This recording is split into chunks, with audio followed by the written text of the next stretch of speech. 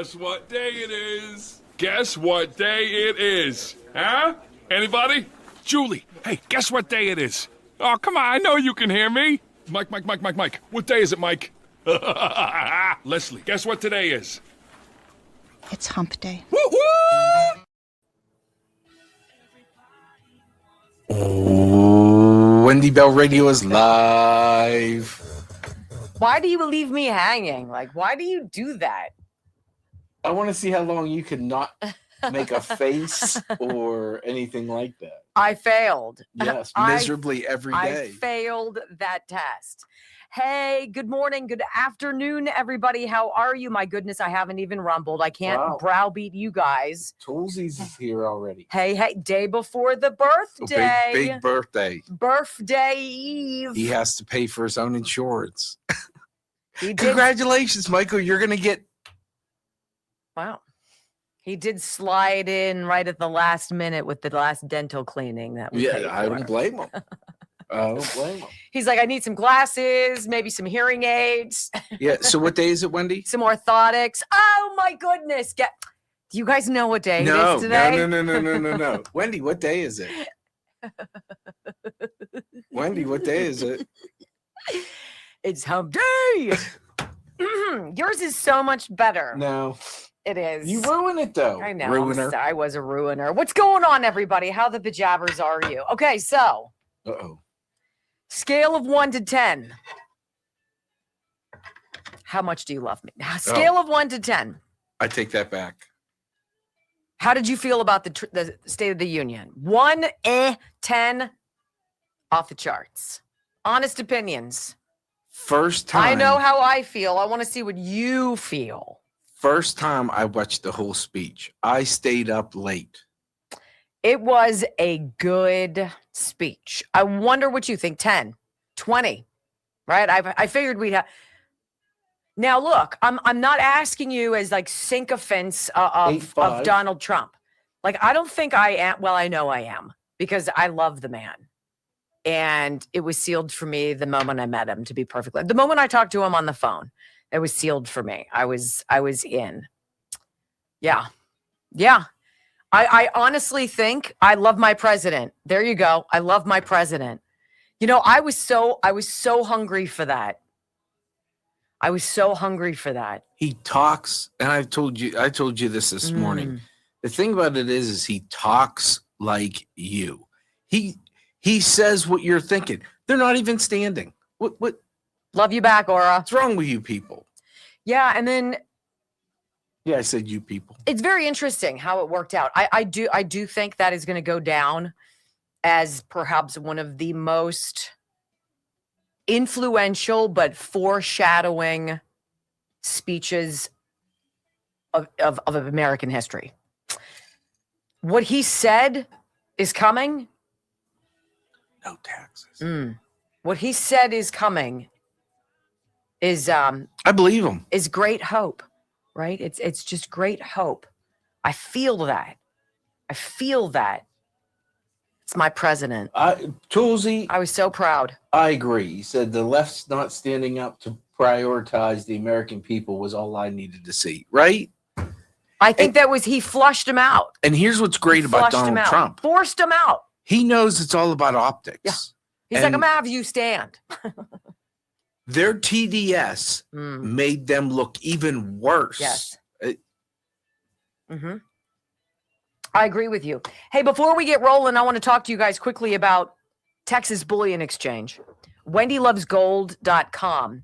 I hope you trust these people at Texas Bullion Exchange the way I do, because when you're investing your money and you're buying something tangible, whether you're getting gold or silver or platinum or palladium that you're going to have shipped to your door, right?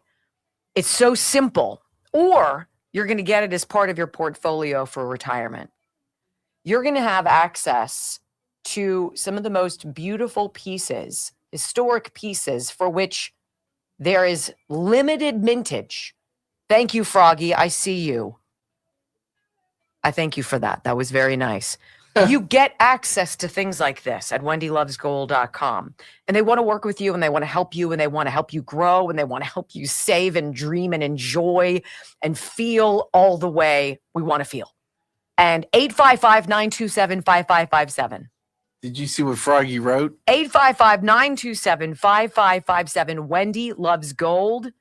wendylovesgold.com. Ask them about their principal protection program. It guarantees you will never sell back your metals to them if you ever want to for less than what you paid.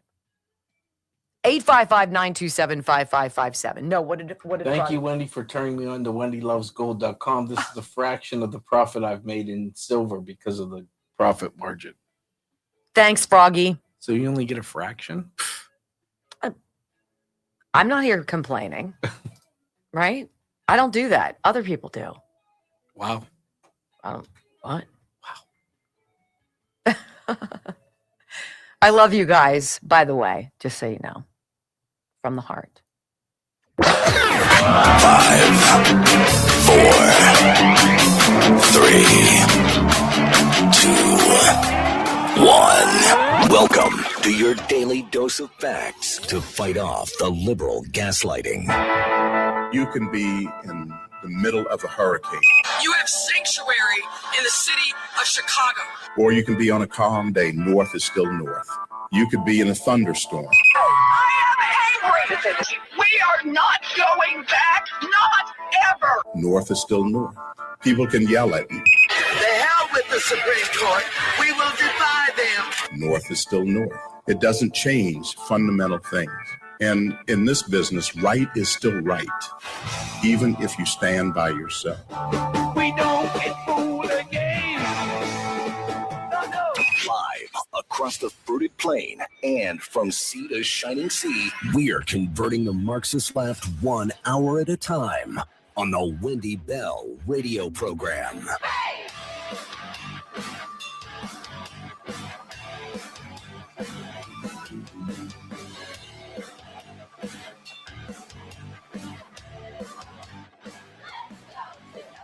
Man, my goodness, who out there is not absolutely flabbergastedly joyful? I think I made up a word. To be American, right? To be a part of the United States of America. Welcome home to the Wendy Bell radio program, you guys. I got to tell you, I haven't felt this way in a long time. We are coming out of a hibernation, a beating, if you will, where we have been so wounded, we have been so demonized and terrorized and told all the wrong things and been given all the wrong advice and all the wrong messages, and we've been lied to so much. To hear my president, your president, stand up and love America the way we do, I voted for that. And there's not a damn thing anybody on the left is going to do to diminish that today, ladies and gentlemen. Absolutely not. Hey, we got a lot to talk about on the Wendy Bell radio program. If you're new, well, first off, what took you so long? Welcome. WendyBellRadio.com is how you follow us. And all 3 hours you can watch online. There's a live video stream, and we invite you to join in, join the family, join the chat. Just hang out for a while. Be proud to be an American. Welcome home.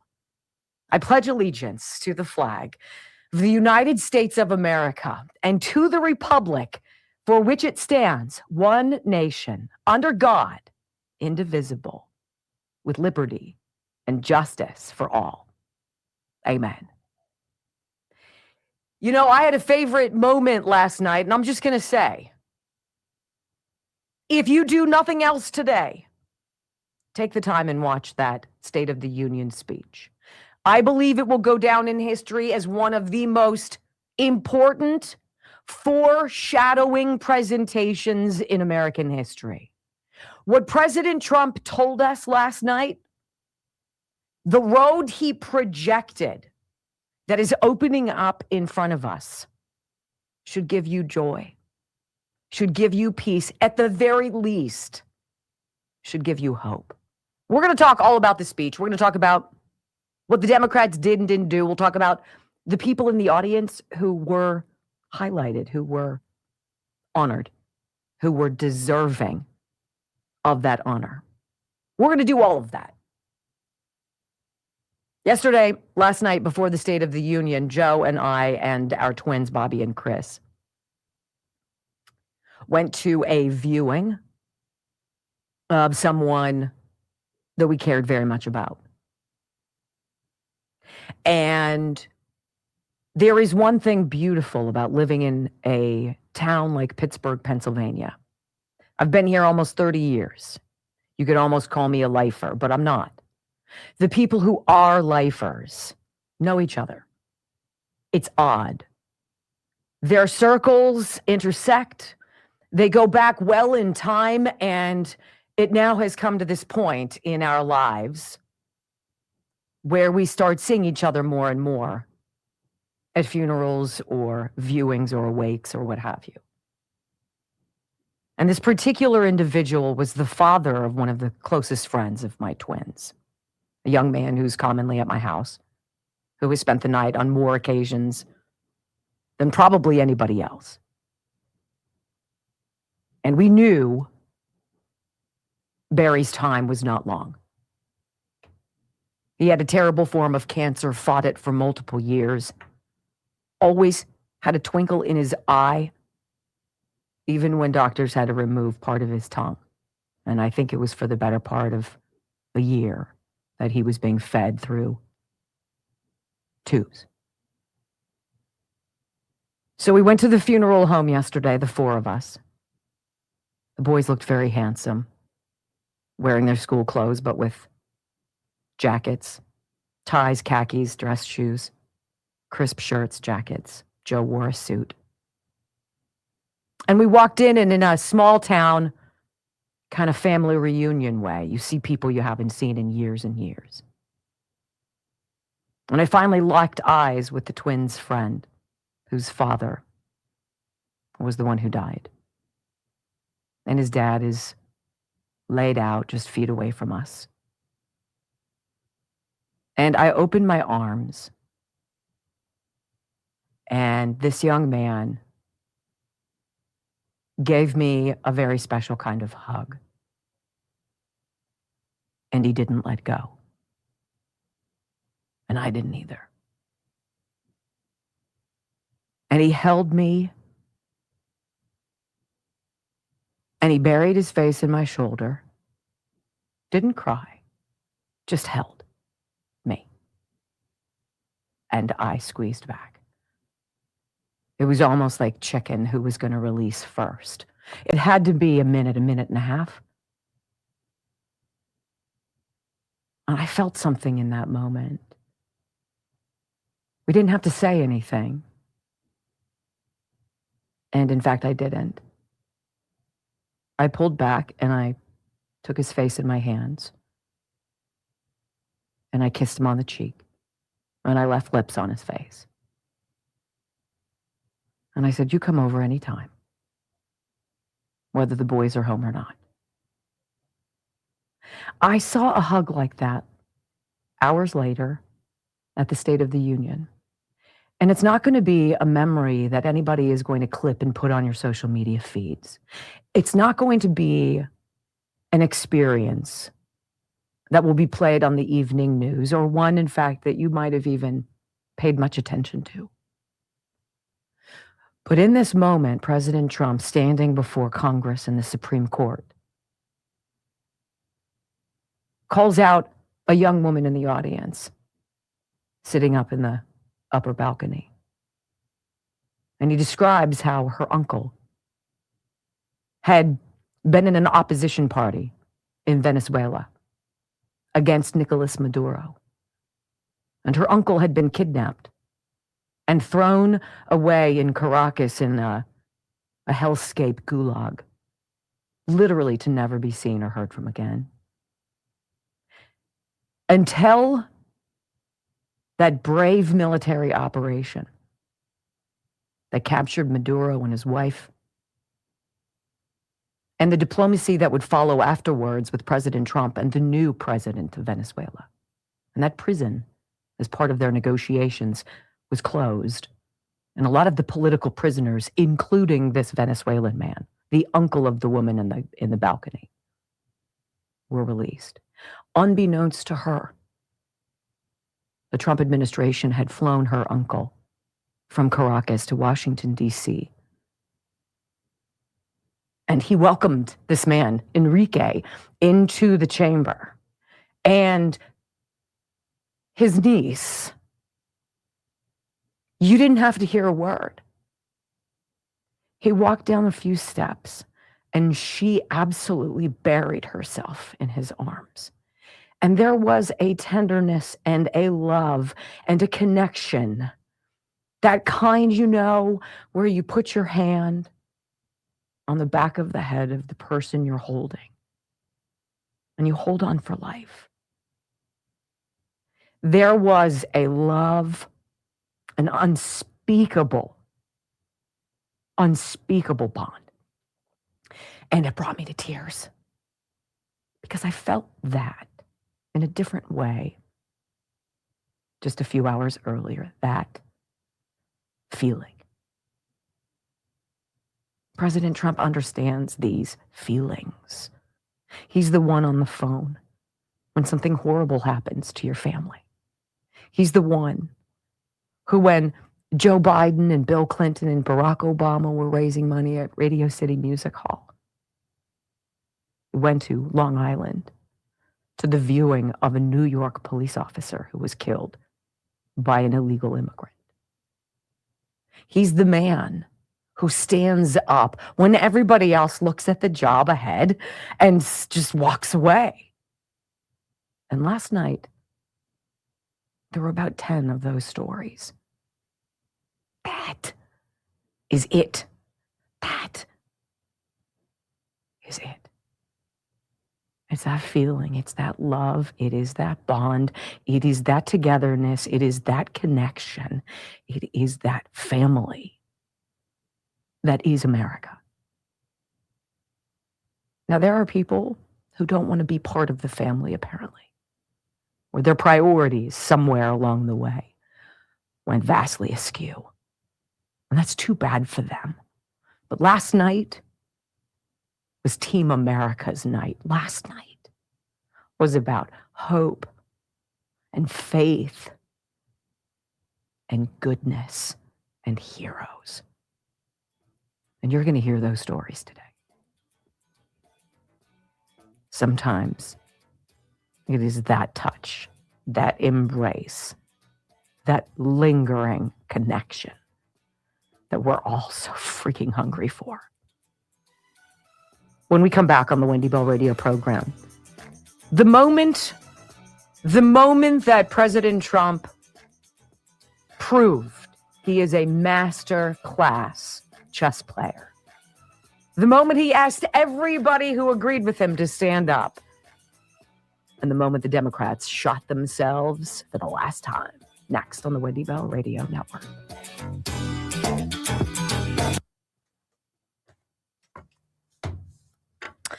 I got a brilliant testimony from Kelly Morgan today about somebody out there. And, so many of you are listening or watching from other zip codes and states from Pennsylvania. And you hear me talk about what can you do in 90 days to lose weight and get your life back and start feeling good again. There's nothing that makes you feel more like a turd than when you feel like your weight has gotten out of control. You're just not healthy. And so I talk about this program that you could do online at home. Right? You can learn how to do all this stuff no matter where you live. You don't have to be in America. You could be anywhere. And some of the stories are absolutely phenomenal. And this is one of them from Kelly Morgan. 90 days, she says, give her 90 days, or you give her 90 days, and you'll see a lot of results. She said, so proud of the unstoppable force here. This individual lost. It's a woman. She looks great. 21.5 pounds of fat. Gone the right way, the sustainable way, the zero negative side effects way. And the woman writes, I've always been immersed, roller derby since 2013, wrestling, boxing, hula hoop, fitness, walks and runs in the gym.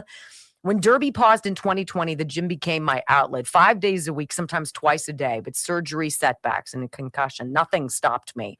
Then in November 22, I suffered a life-threatening injury. I broke my neck at indie wrestling training. 2 months in a hard collar, no driving, no work, no gym, no Derby, 9 months of PT. I felt defeated, but I fought to come back. And through Kelly Morgan did, right? November 11th to February 10th, 23 pounds lost, 4.5 inches off of her chest, 3.5 off of her waist, stronger, leaner, locked back in. Thanks, Kelly Morgan. Morgainsfitness.com. Morgainz. Simple as that. How are you guys? Sorry about that. I just kind of drifted off into another dreamscape. But I was like, I couldn't help it. I almost want to find the time code for you. Because the way he grabs his niece's face and kisses her forehead, that, right? It's all of that. That's it. That's it. It's not money. It's not power. It's not control. It's that. It's that. And I was just like, yes. Yes. So, I can find it. Anywho, I'm a little bit of an emotional wreck over that. It was just right on the heels of this young man. Huh? Not what?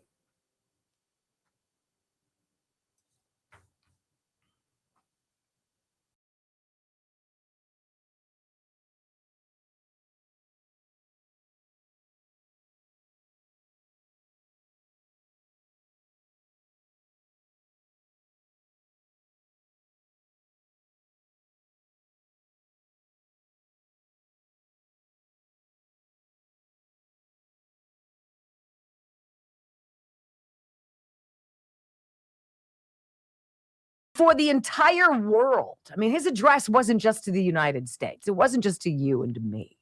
It was to everybody. It was to the planet. He was planting the flag on the stage, and he's like, America is back. And if you don't believe me, watch us, right?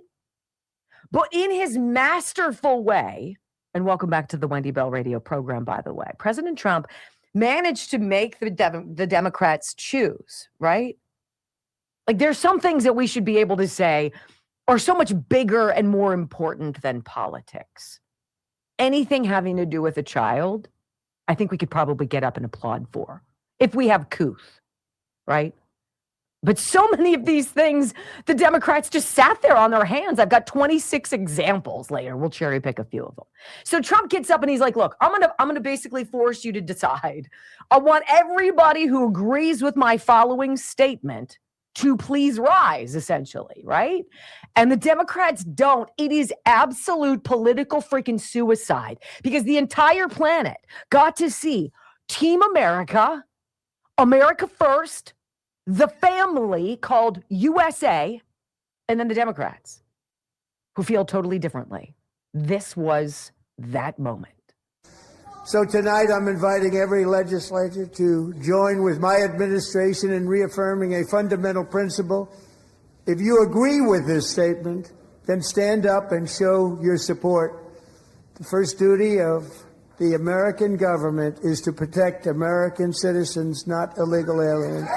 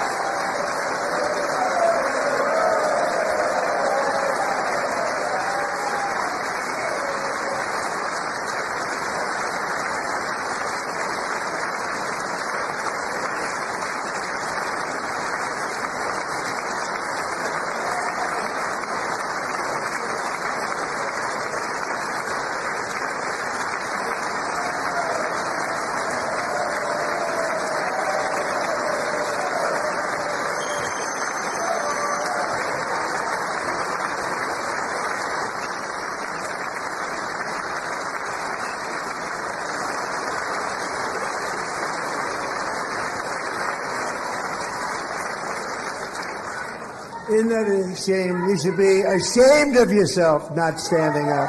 You should be ashamed of yourself. And the person screaming is Ilhan Omar, the most overpaid shyster of the last 5 years. And I have to quantify this because there are a hell of a lot of them in Congress.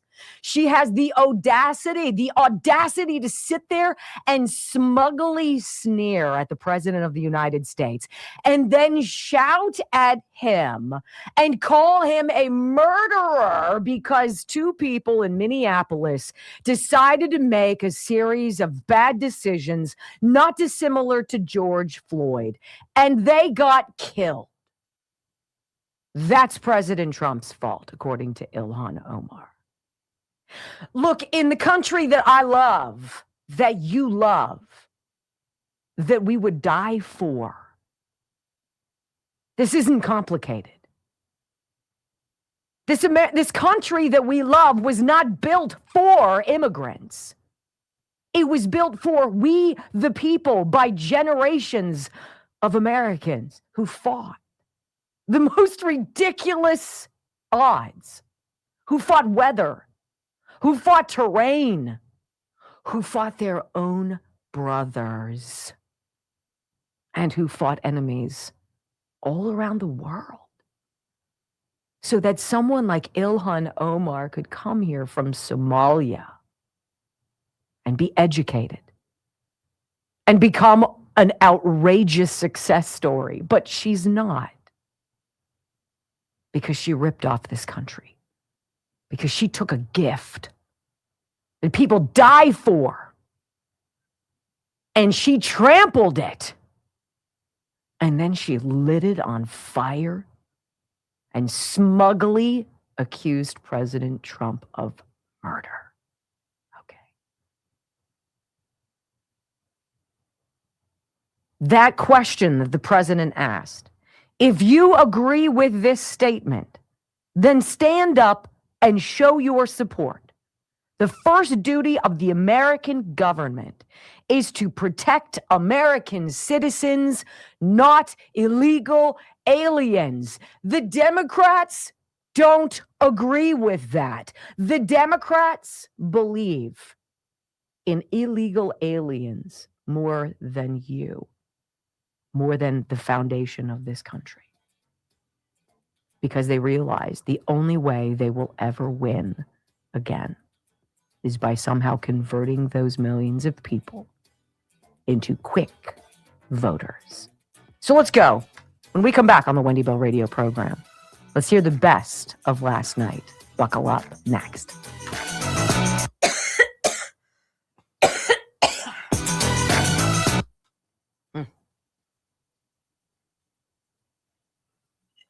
I wonder what John Fetterman did there. I think he sat. You think he sat? I didn't see him stand. To be honest with you, I did not see. Did anybody see? How pissed would you be if he was the guy in front of you at the movies? You'd be like, here, we'll put the biggest guy here next to Barron Trump in the front row. If only Ruth Bader Ginsburg was still alive, we could put her behind him. She'd be like, oh, someone saying he did stand. Okay. I bet she did. I would be very surprised if he didn't. I would. Yeah. Some of the other nuanced things that we saw, him kind of give the cold shoulder to Amy Coney Barrett. And then shook John Fetterman's hand. He shook Brett Kavanaugh's hand and had words with him. He was cordial to Roberts, cordial to Kagan, who looked bored out of her mind. But 4 of the 9 justices were there. I don't know why, but whatever. And then he went out. Yeah, not like he went out of his way, but he would have gone around to go up to, I call it the pulpit. What did they call it? The dais? Dais? I don't know. And instead of making that sharp right, he went straight to John Fetterman. And it seemed very, it's good to see you again. You good? I hope you're good.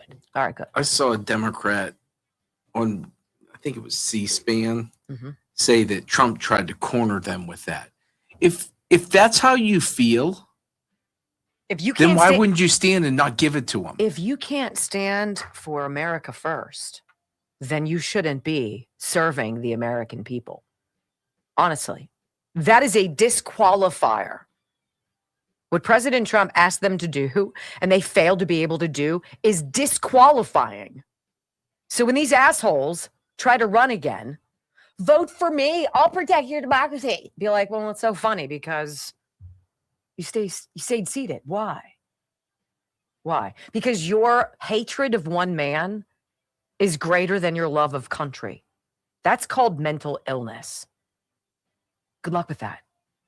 We don't want you anymore. Go away. You've expired. Expired. I love that ad. Don't you? Expired. They have. All right, so let's talk.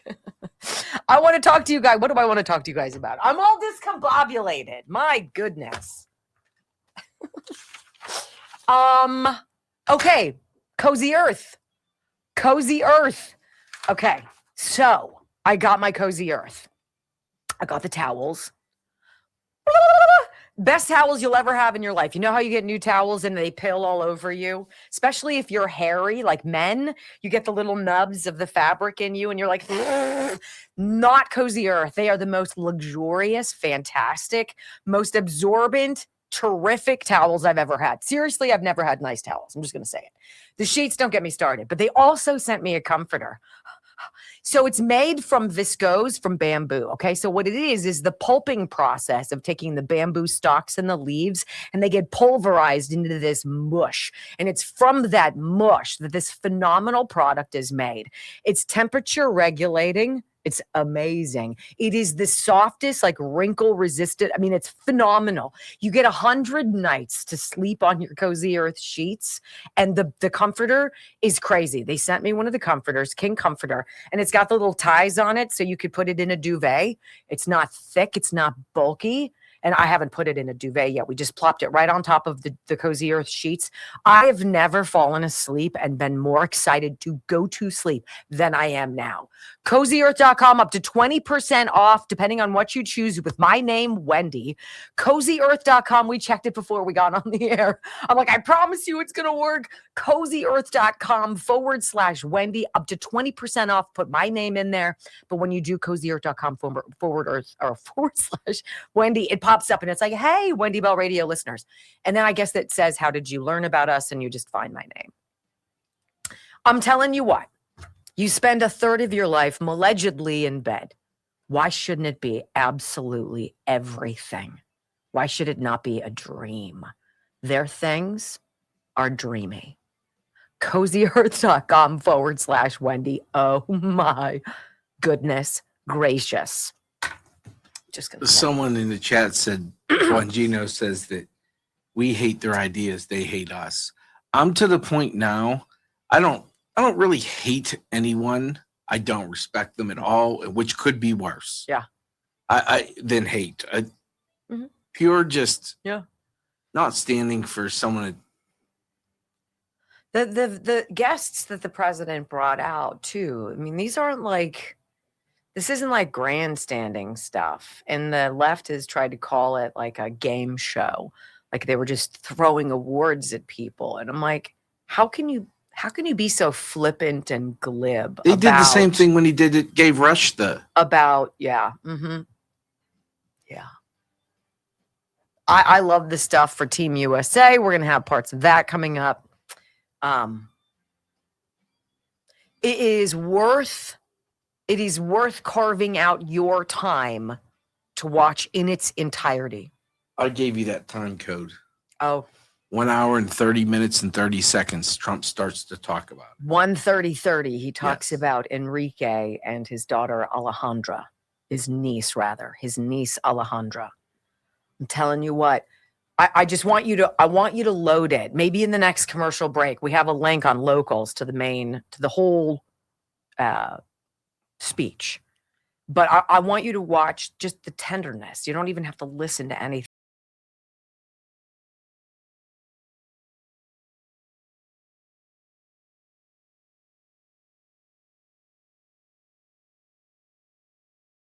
Remember, WendyBellRadio.com. Follow along, live video stream all 3 hours. We're also on Rumble, so it's great to be with you guys. So I want to get into some of the sounds, some of the best points I thought that this president made. I've been starving after 4 years of Joe Biden with the red drapes, and this is going to be a winter of darkness and death, and pay your fair share, and everything is bad, and you should feel horrible about your privilege, and you're so privileged you don't even know it, and reparations, and get the shot, and I don't care, and inflation, and we're gonna go after your kids and groom them in schools. You're like, oh my gosh. Everything that is normal was upside down when Joe Biden was allegedly president, right? And to see somebody come out who you know is authentic, whose eyeballs go when he sees the American flag, who connects with you. Look, I haven't heard hope and optimism like this since the last time he was president, and they had knives out for him at that point, just like now. Let's get some of the highlights. When the president said, after telling the world the State of the Union is strong, I wonder how many of you were thinking of us, because that was the title of yesterday's show. I'm like, that's what he's going to say, right? He said, look, he said exactly what we feel. And he's not at all worried about saying it. He's not at all worried about how it makes anybody else feel. He's going to say what needs to be said. He scolds the Democrats for causing the mess that has caused so many problems for we the people. Listen. For decades before I came along, we had the exact opposite. From trade to healthcare, from energy to immigration, everything was stolen and rigged in order to drain the wealth out of the productive, hardworking people who make our country great, who make our country run. Under Biden and his corrupt partners in Congress and beyond, it reached a breaking point with the Green New scam, open borders for everyone. They poured in by the millions and millions from prisons, from mental institutions. They were murderers, 11,888 murders. They came into our country. You allowed that to happen. And record-setting inflation that cost the typical family $34,000 in just a speck of time. Now the same people in this chamber who voted for those disasters suddenly used the word affordability, a word, they just used it. Somebody gave it to them, knowing full well that they caused and created the increased prices that all of our citizens had to endure. You caused that problem. You caused that problem.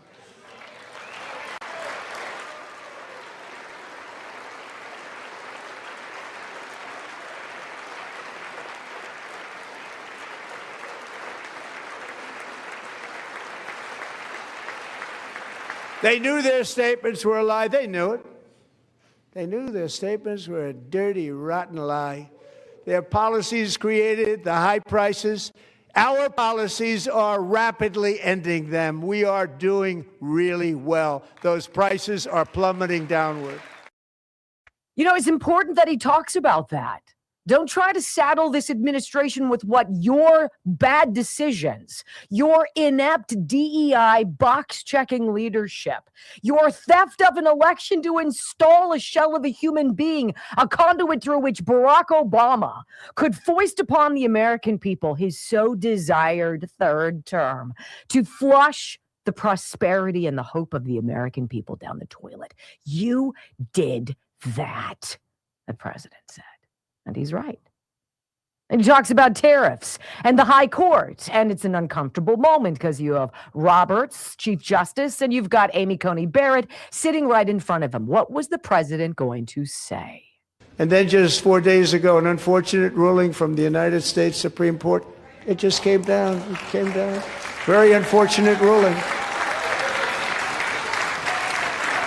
But the good news is that almost all countries and corporations want to keep the deal that they already made, right, Scott?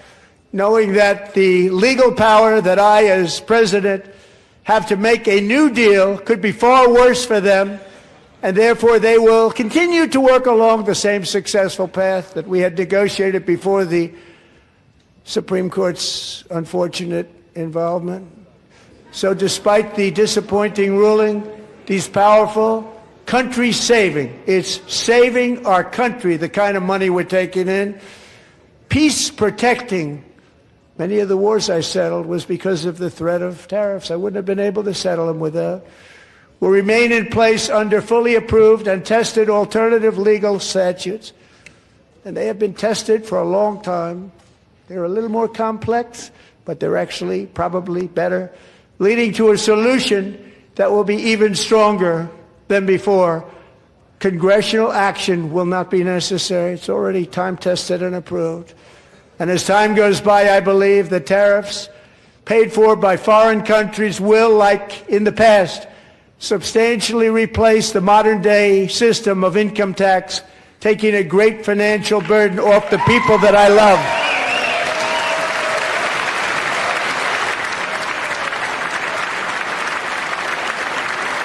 Right? And again, all the Democrats sitting on their hands. How do you not rise? How do you not celebrate the idea that the income tax system could completely be replaced by an external revenue service that's merely funded by other countries paying their fair share? That battle cry, that mantra, the finger wagging that the Democrats have had for us. And they're sitting on their hands. And he goes forward and says, and by the way, we're tired of being ripped off. No more of this Somali fraud. That really roasted Ilhan Omar. What a piece of work that woman is. And he's like, look, we've got a plan for this. We will tolerate it no more. When it comes to the corruption that is plundering, it's plundering America. There's been no more stunning example than Minnesota, where members of the Somali community have pillaged an estimated $19 billion from the American taxpayer. Oh, we have all the information. And in actuality, the number is much higher than that. And California, Massachusetts, Maine, and many other states are even worse. This is the kind of corruption that shreds the fabric of a nation, and we are working on it like you wouldn't believe. So tonight, although started 4 months ago, I am officially announcing the war on fraud to be led by our great Vice President J.D. Vance.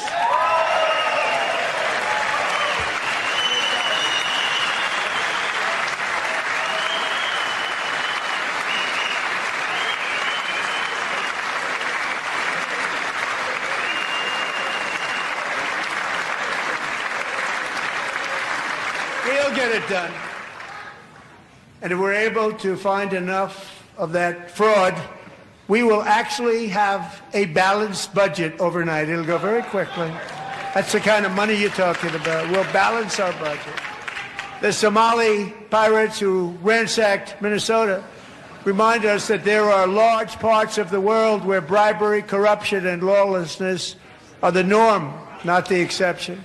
Importing these cultures through unrestricted immigration and open borders brings those problems right here to the USA.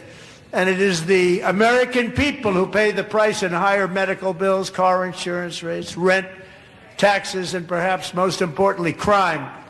We will take care of this problem. We're going to take care of this problem. We are not playing games.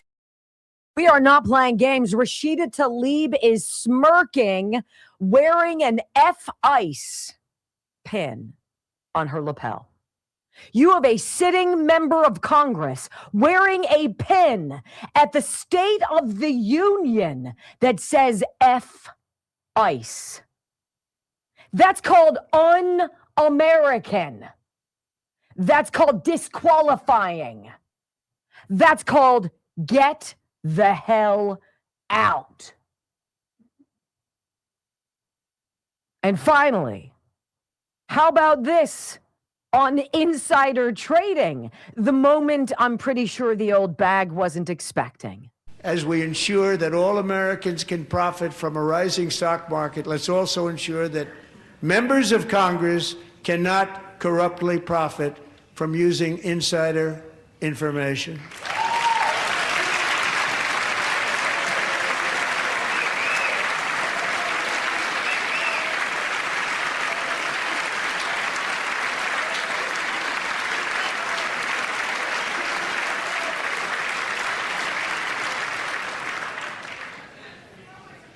They stood up for that. I can't believe it.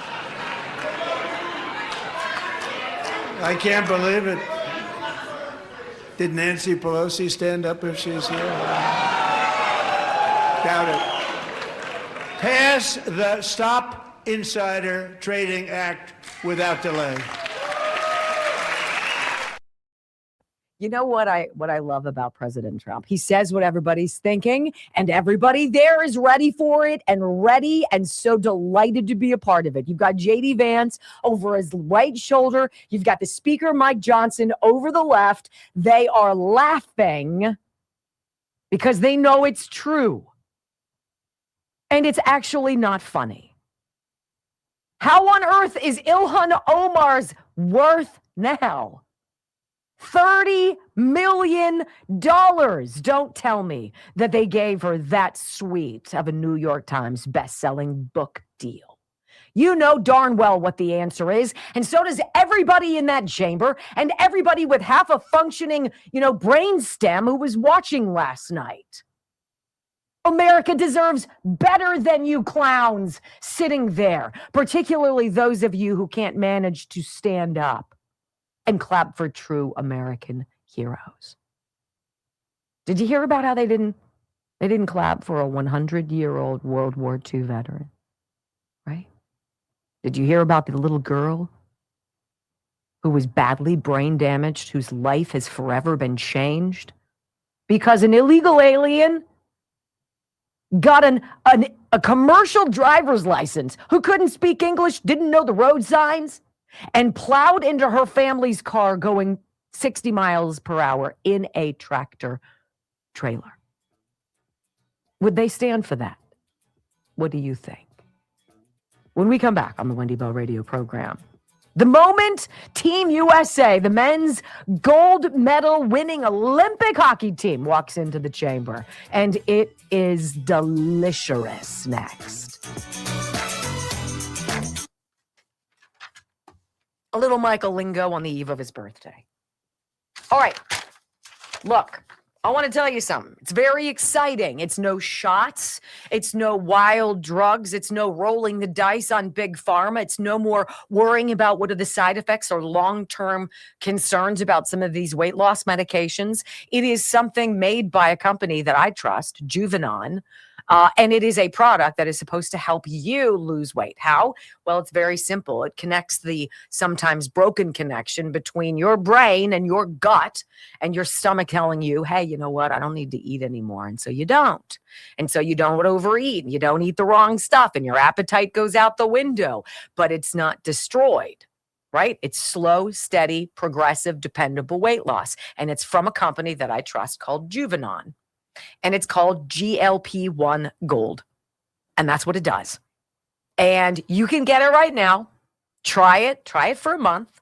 See how it is. It's a dietary supplement, so you're going to probably not have to eat one extra meal a day, right? You might, instead of eating 3, eat 2. Give it a month and see what happens. But you're going to save 30% right now. Bloodflow7.com/Wendy is the link. But Wendy30 gets you the promo code, the 30% off. And that's on all the stuff there, I believe. And we have a lot of it that we enjoy. So GLP-1 Gold. This is the real heavy-hitting and exciting weight loss offering, the dietary supplement from Juvenon. Jack's been taking his Alpha Gold Male religiously. I'm saying. I took mine already. I took my blood flow. Once you try, honestly, especially these supplements that we talk about, we only have a handful. But consistency for sure. Those of you who've said that, you're absolutely right. Consistency is key. Because the minute you stop doing it, your benefit sort of goes, and you're like, oh. Benefits of taking some of these supplements has been phenomenal. Phenomenal. And they're not pharma crap, which I like.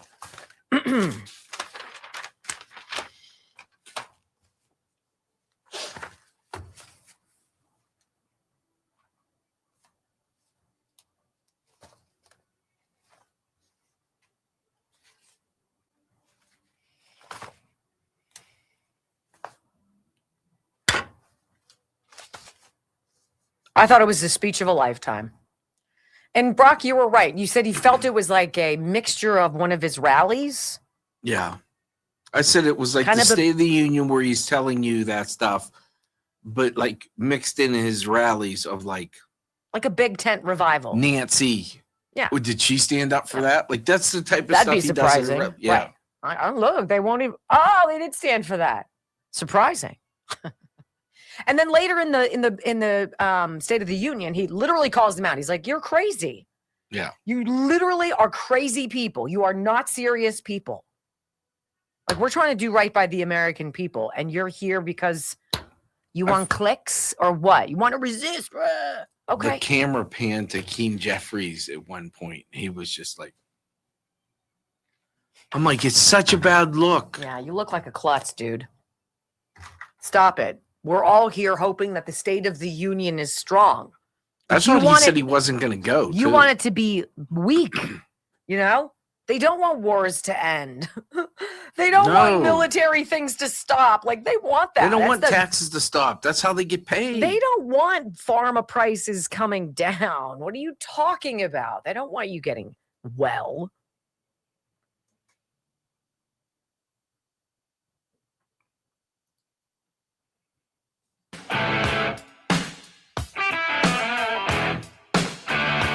Well, welcome back to the Wendy Bell radio program. Look, I am awash in testosterone with my family, and so I know men, and I love watching men celebrate, and I love watching the brotherhood of men. I mean, there's something very special, very unusual about the male species, if you will. Women don't do this. We don't get into a fight and then go out and have a beer afterwards. We hold on to it and drag it along with us. Men, there's something special. And men on a team, the testosterone, the joy, the celebration, the brotherhood, you can taste it. And on Sunday, we were starving for it with the men U.S. hockey team won gold. It was fantastic on the heels of the women's team doing the same thing in the same fashion. Right? This is the moment after they got flown in on Air Force 2 from Miami after hitting a strip club and literally shutting the strip club and getting the strippers to stand up and sing, you know, the Star-Spangled Banner, right? It's so great. This is the moment that the president welcomed them to the State of the Union. People are asking me, please, please, please, Mr. President, we're winning too much. We can't take it anymore. We're not used to winning in our country. Until you came along, we're just always losing, but now we're winning too much. And I say, no, no, no, you're going to win again. You're going to win big. You're going to win bigger than ever. And to prove that point, here with us tonight is a group of winners who just made the entire nation proud. The men's gold medal Olympic hockey team. Come on in.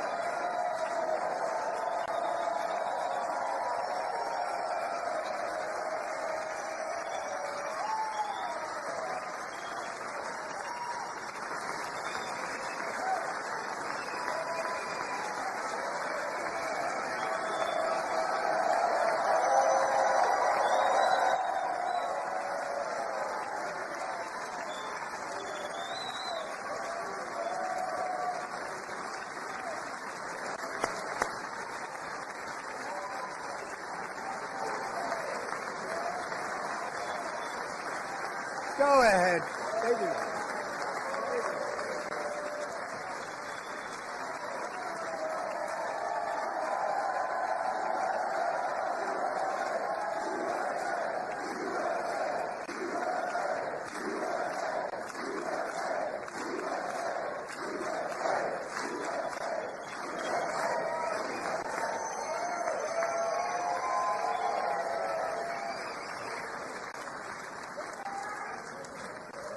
That's the first time I've ever seen them get up. And actually, not all of them did get up. But they beat a fantastic Canadian team in overtime, as everybody saw, as did the American women who will soon be coming to the White House.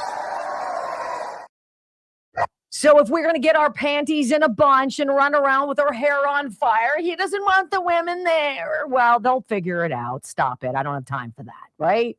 But there was a surprise. There was a surprise for Team USA's amazing goalie. Listen to this. But I just want to tell you that the members of this great hockey squad will be very happy to hear, based on their vote and my vote, and in this case, my vote was more important, that I will soon be presenting Connor with our highest civilian honor, which we will be given and which has been given to many athletes over the years. But when I say many, not too many, like 12, it's called the highest civilian honor in our country, the Presidential Medal of Freedom.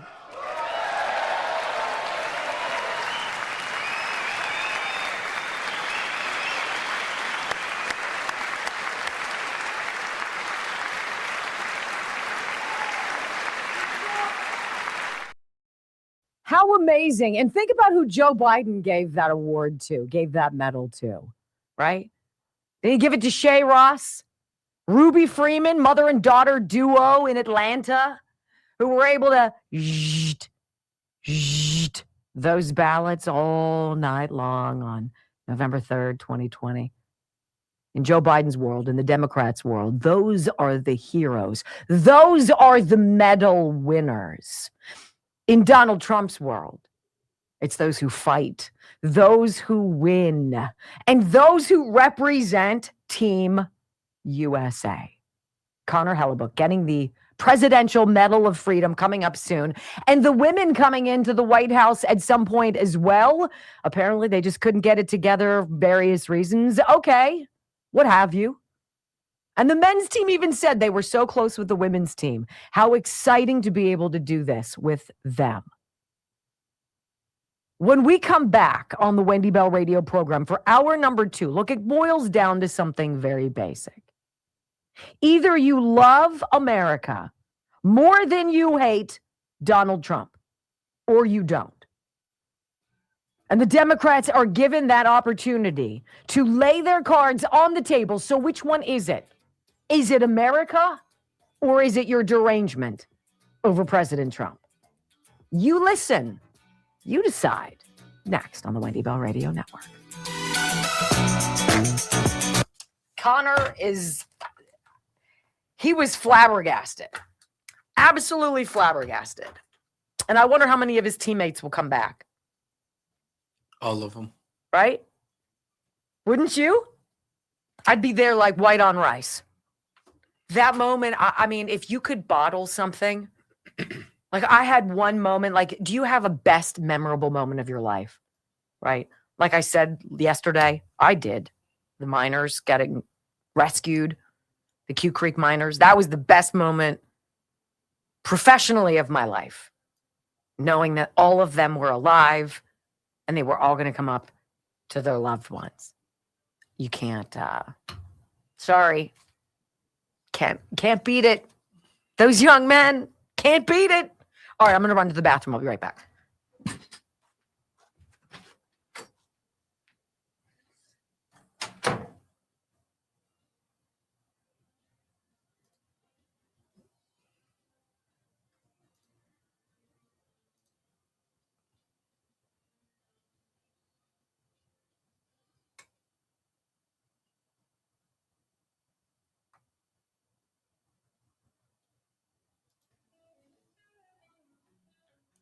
I don't know how many of you ever. I always fall asleep during the State of the Union. I mean, it's at 9:00. I watched the whole thing. I surprised myself. But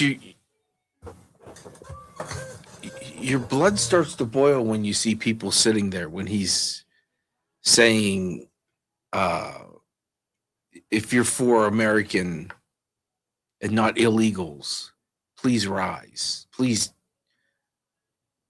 show your support. And for them to think that he cornered them, like just from a strategic angle, why would you give it to him? You know you're giving him the optics. And this president, if he knows anything, he knows optics. And they gave it to him. And everybody got to see it. Just ridiculous. Holy bejeebers. Yeah, it kicked on. Oh my God. All right, I'm going to go. Okay. All right. Oh my. So what's going on out there, you guys? How are you? We got 6,100 here. I'm so happy that you are here. Hello. Hello and welcome. I hope you stay a while. Let's see how your rumbles are doing. 2.07. Thank you. That's so great. That first hour is, you love, hey, Jay Tread State. I love your comment. I just love allegedly. You know, I used to explain what allegedly meant and I stopped. I use it on TV even. And I know some people are like, does she really think it's allegedly? I think what she means is allegedly. I'm like, no. Allegedly is when somebody tries to sell you something or tell you something that's totally BS. And you know it's BS, it's alleged, right? That Joe Biden allegedly won the election, right? I thought, it just made me feel so proud to be an American yesterday. Who's calling me? I don't know who you are, Peter. Oh, yes, I do. You're the glass guy. I'll get back in touch with you. All right. So who do we want to talk about, you guys? All right. BodybyAim360.com. BodybyAim360.com. This is a Pittsburgh business, right? But they do work outside of Pittsburgh. And you don't have to be in Pittsburgh in order to qualify and get this $99 extensive blood panel. Now, this panel is your roadmap for your well-being, right? It tells you what's going on with your hormones. It's tell you what's going on with the vitamins and the nutrients in your body. It tells you how all these things interacting inside of you that you can't see are working in concert to either make things harder for you to lose weight, right? Or making you feel sluggish and your gut feel like garbage. There's a better way, and the roadmap is this $99 blood work. They normally charge $199, so they're going to give you it for more than 50% off. 412-227-9255. Look, if you've already gone through the weight loss program that Brock did with Dr. Dubiak at Body by Aim 360, you've probably lost a considerable amount of weight. You have that skill set now forever. But now is a great time to go back and get your labs tested again. See what kind of progress you've made. Dr. Dubiak does not drop this to $99, but a couple times a year. This is the now time to get it done. Also, remember, they've got all sorts of things there that they do. And I think that today they're going to be dropping the awful video of me wearing a sports bra and shorts with you can see what it's like to have 5 children. So if you're on Facebook, follow Body by Aim 360. Anyway, this is that shape scale that tells you body fat percentage in the zones of your body. From literally your arms, your gut, your rump, all the way down to your calves. It's crazy. And it shows you this phenomenal breakout of where your problem spots are. I kind of knew it's like from here to here. And so, but it tells you percentage wise what's going on. Why not hop in and have them do that? Get your blood work, get on the shape scale. They're going to give it to you for a steal right now, right? Get your baseline taken care of and then go from there. 412-227-9255. I'm telling you what. You can do this. You can do it. You can do it. Yes. I've loved what they've done for so many people. Brock and I have met people who've lost over 100 pounds. Yeah. Going through the program at bodybyam360.com. It's amazing. And it's not forever. You know? Think about it. Right now, end of February, think about March, April, May, June. By the 4th of July, you could be down 40, 50 pounds. No joke. No joke. That's how well it works. Still not enough to get me in a bathing suit. Oh, yeah, Darren, Dr. Dubiak wanted to get Brock on. Yeah, Brock said negative Ghost Rider. No one needs to see that. Meanwhile, when I showed up all frog belly white wearing stuff that I had no business wearing in front of a crowd, the crowd stayed in the room. Well, someone had to film it. That's such a baloney. It was a packed house. I'm like, can you idiots all leave maybe? No, we all have to stay and watch you be uncomfortable. Thanks. Well, someone had to take one for the team. Wow.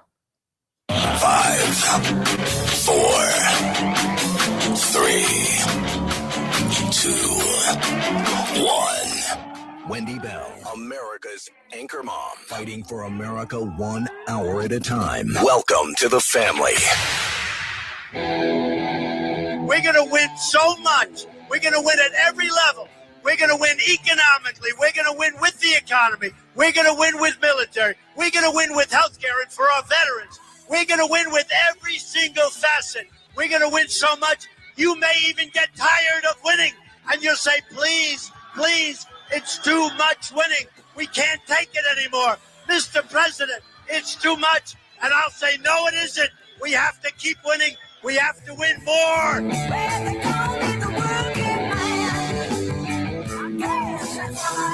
We're going to win more. 3 hours of gold, truth, and excellence. You've just signed up for the WBR Army. Strap in. This is the Wendy Bell radio program.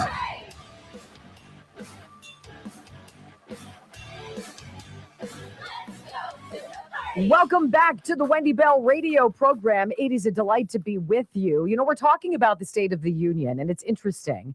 There was a page that I found on X this morning. It was super interesting. That's now just vanished, which is unfortunate.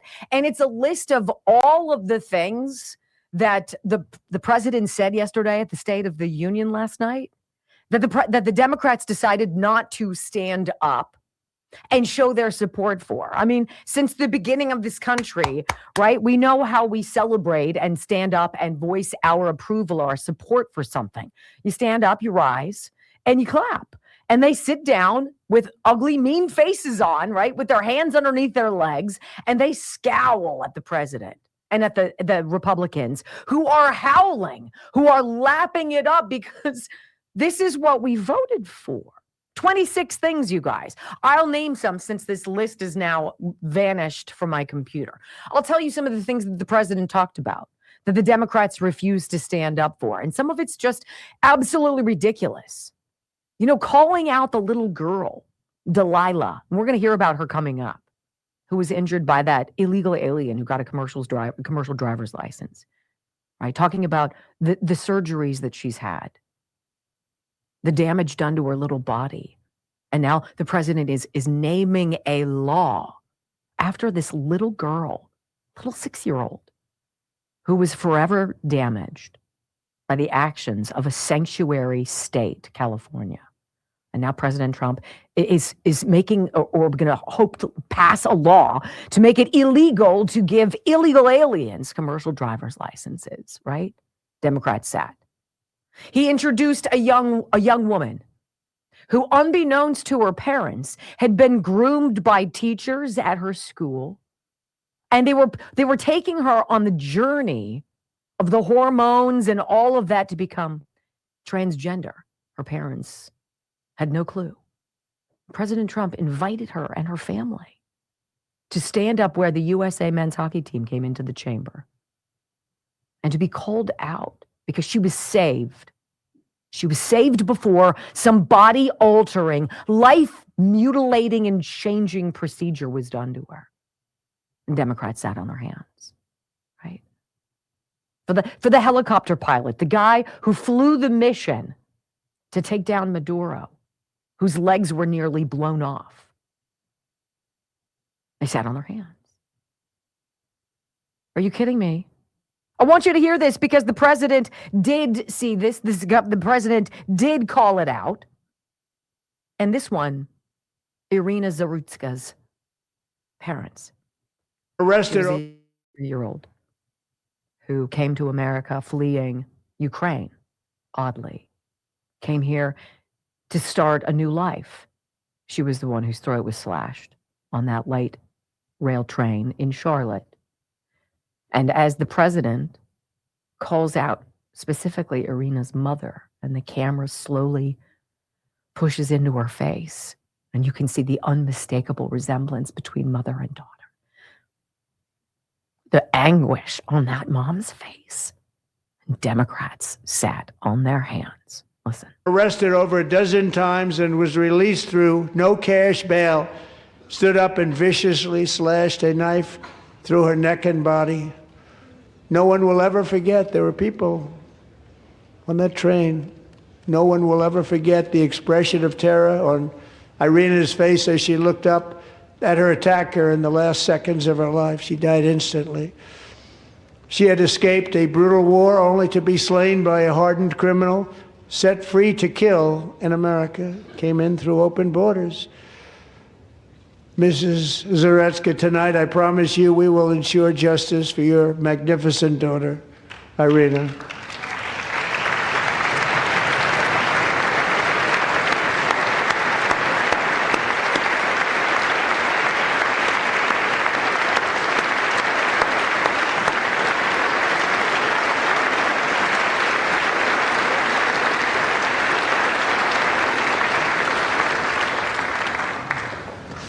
How do you not stand? How do you not stand? How do you not stand? How do you not stand? For a young woman. We all watched it. It's almost like you're forced to get the frying pan to the face. Do you see it now? Whack. No, you didn't see it yet? How about now? Whack. How many times? How many times do the Democrats have to have the absolute opposite priorities of we the people, of we Team America? This isn't about Democrats or Republicans. It's about America. It's about American safety. It's about American everything. You can't stand. And the president calls it out. What happened to you? What happened to you? And then this moment, when he calls them out for refusing to put America first. And the president doesn't mince words. Nobody stands up. These people are crazy. I'm telling you, they're crazy.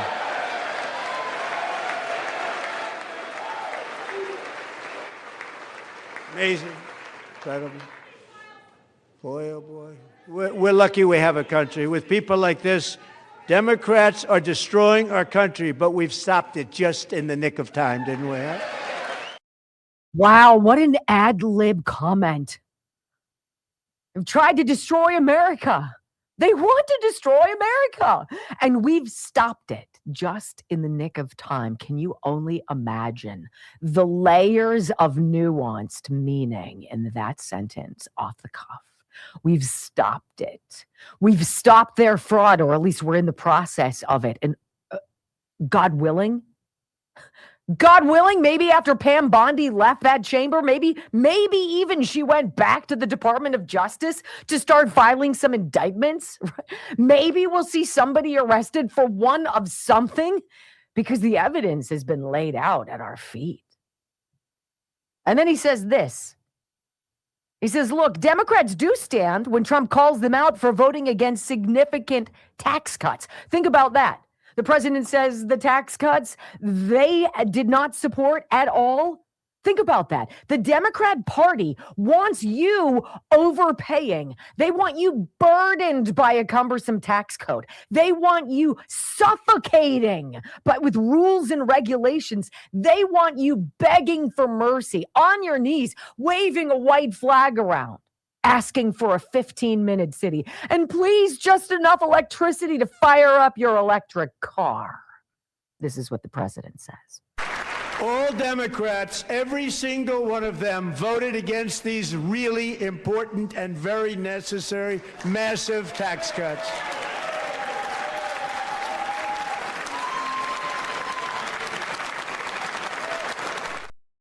Screwed.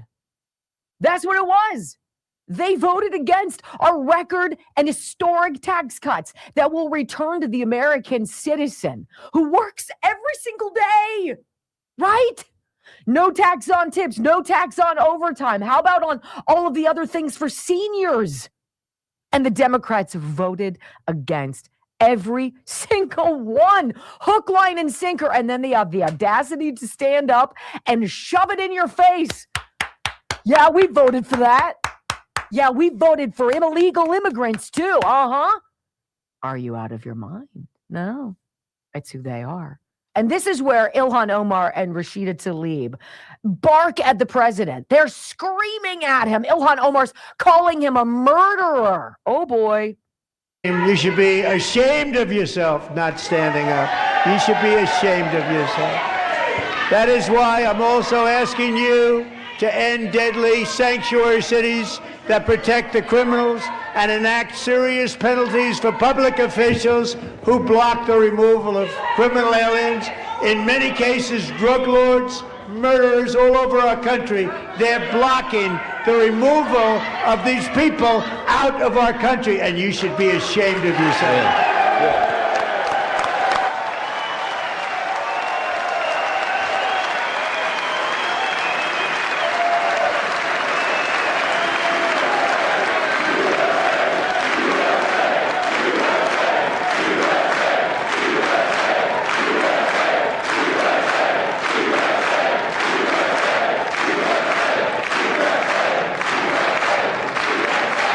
And perhaps most importantly, I'm asking you to approve the Save America Act.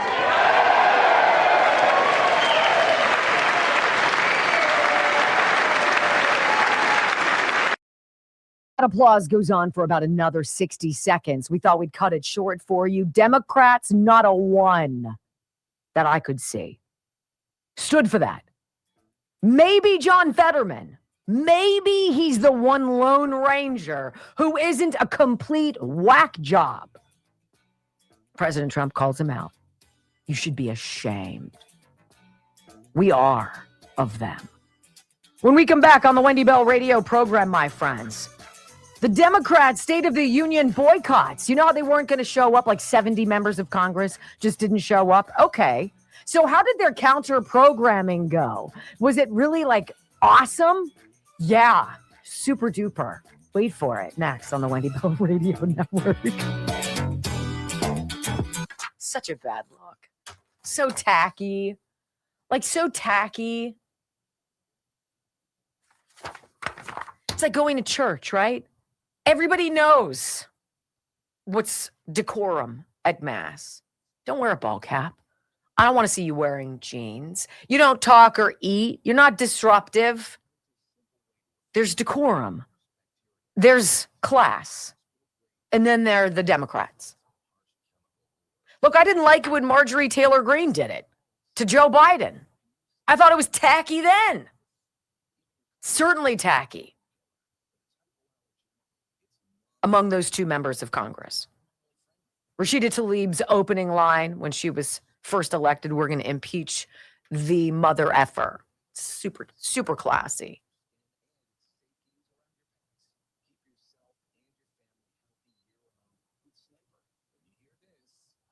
Nice. All right, maybe we can come back with that. Actually, yeah, we could probably do that. That is some breaking news, guys. All right, let me tell you. I just got this, blah, blah, blah. I want to read this again. I'm going to read it all week because I think it's that important, okay? I talk about, and it's one of those things, when you hear people talk about supplements, there are a billion supplements in the world. Everybody wants you to try theirs. Everybody says it's the greatest thing since sliced bread. And some of them, you're like, how do you really know? How do you tell a difference? Blood Flow 7. Okay, so we can say that it's valuable to have blood flowing through your body more than less, that it helps with your cognition, it helps with your circulation, it helps with your stamina, it helps with your endurance, right? But like, how do you know that a product is helping your blood flow more in your body? You're like, that's so wacky, right? So I tried it. I was like, sort of like, wah, wah, when they sent it to me. Okay, I'll try it. 3-4 days into it, I was like, wow. And then I started noticing it at the gym. Taking 2 of these capsules, bloodflow7.com/Wendy. Brock takes the male formula, Alpha Gold Male. Both of them are accessible at bloodflow7.com/Wendy. 30% off both by entering the promo code Wendy30. I'm going to tell you that the nitric oxide molecule that is in here that opens up your blood vessels and allows that blood flow to really happen will change your world. Give it an entire month. Some people it happens in 3 days. Some people it takes 2 weeks. Some people it takes longer. You will feel it. You will love it. I'm just going to read this fast.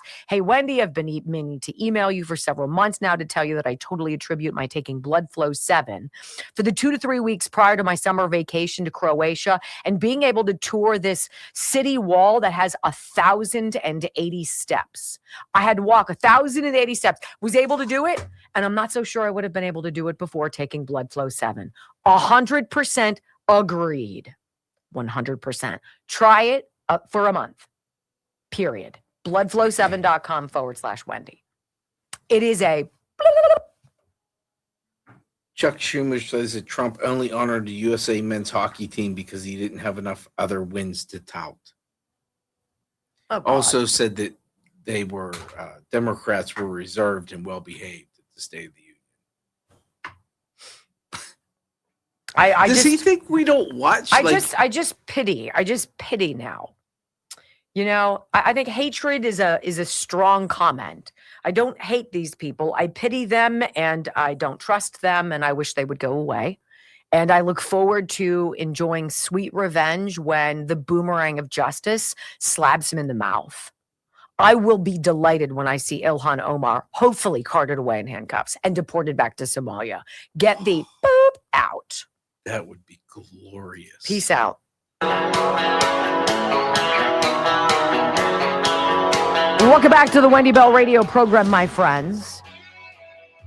So we do have, I think Brock just sent me something that was pretty interesting, and it's a big story. I don't know. There it is. Breaking news. Thanks, Brock. It is official right now. Breaking out of leading report, Senator Leader John Thune confirms he is forcing a vote on the Save America Act.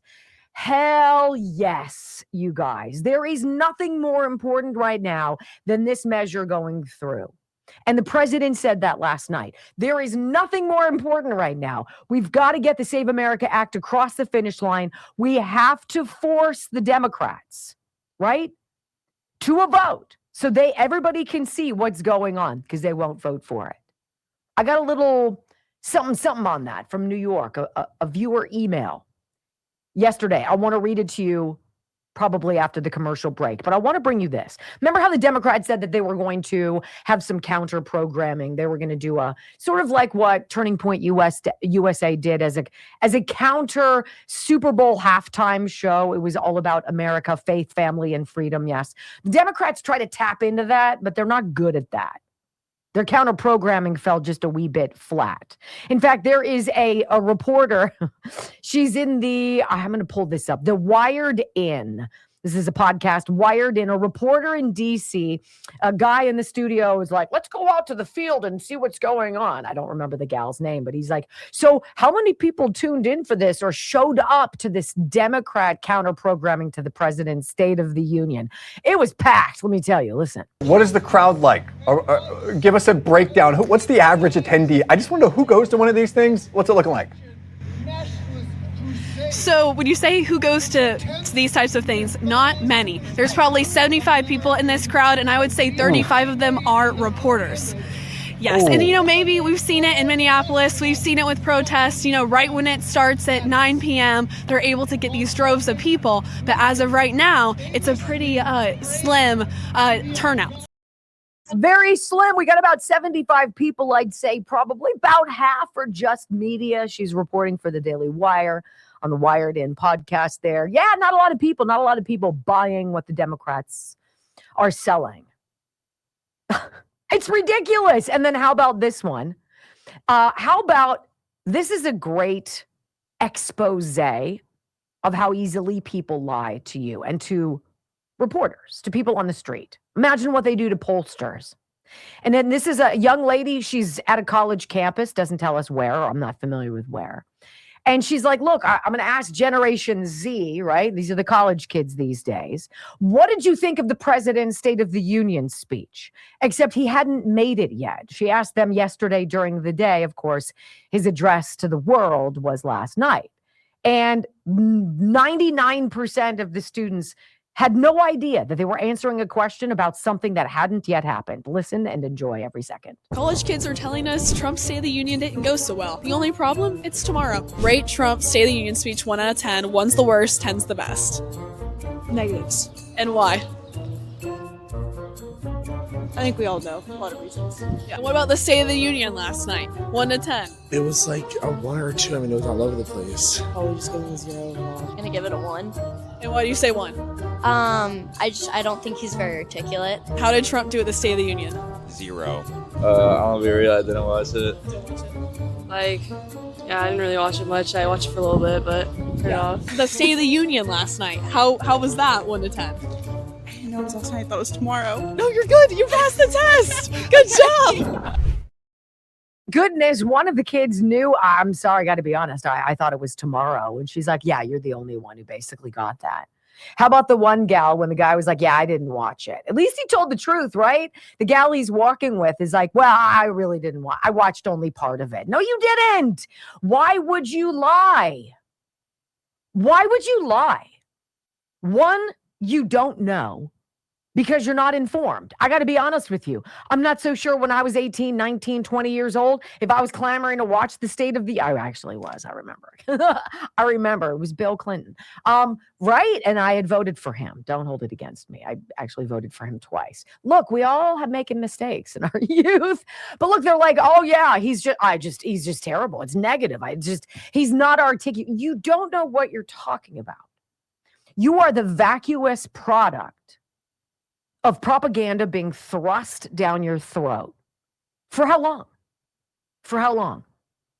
And that is the end result. So not only were there no crowds, and then I saw, Brock, did you see the one where like there was video of people on a stage and like some guy was dressed up as a giraffe and other people were dressed up like frogs? Yeah, and he was talking about how he got arrested 3 times. Why? Because he was with anti-ICE protesting? Yes. Is that it? Yeah. This is who the Democrat Party is putting the eggs in the basket of. It's so off-putting, right? And then you juxtapose that with the Republicans in the chamber last night. What they say, USA, USA. It's not about Team Red. It's not about Team Republican. It's not about Team Conservative or white or straight or God-fearing or whatever. It's called America. America. We, the people. That's just not how the left sees us, guys. They're on the wrong, they're not on the team. When we come back on the Wendy Bell radio program, so what about the president's guests? Who was honored? How did the media respond to it? I've got the choice examples for you, so you are completely up to speed. Next on the Wendy Bell Radio Network.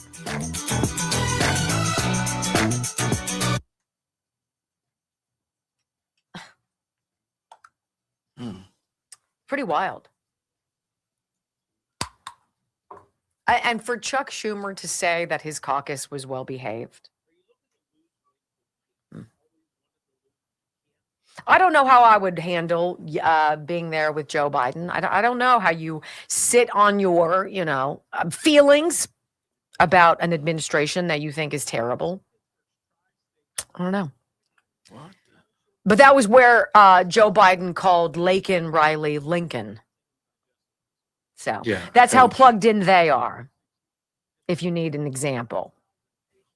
The Simkovich Concussion Institute is the only place I've ever heard of where you not only get an expert in concussion and traumatic brain injury who can assess your MRI, who can bring you in from anywhere on the planet and say, you know what? I think I can fix you. And then after 3 or 4 days of a couple hours of treatment, mind you, no needles, no pain. Well, no needles, no surgery, no blood. You're being manipulated, so it might be sore. But where you leave and you're fixed. Like how many totally life-changing things do you go through that get fixed in a couple days? Like by next Friday, you could be completely cured and have your life back.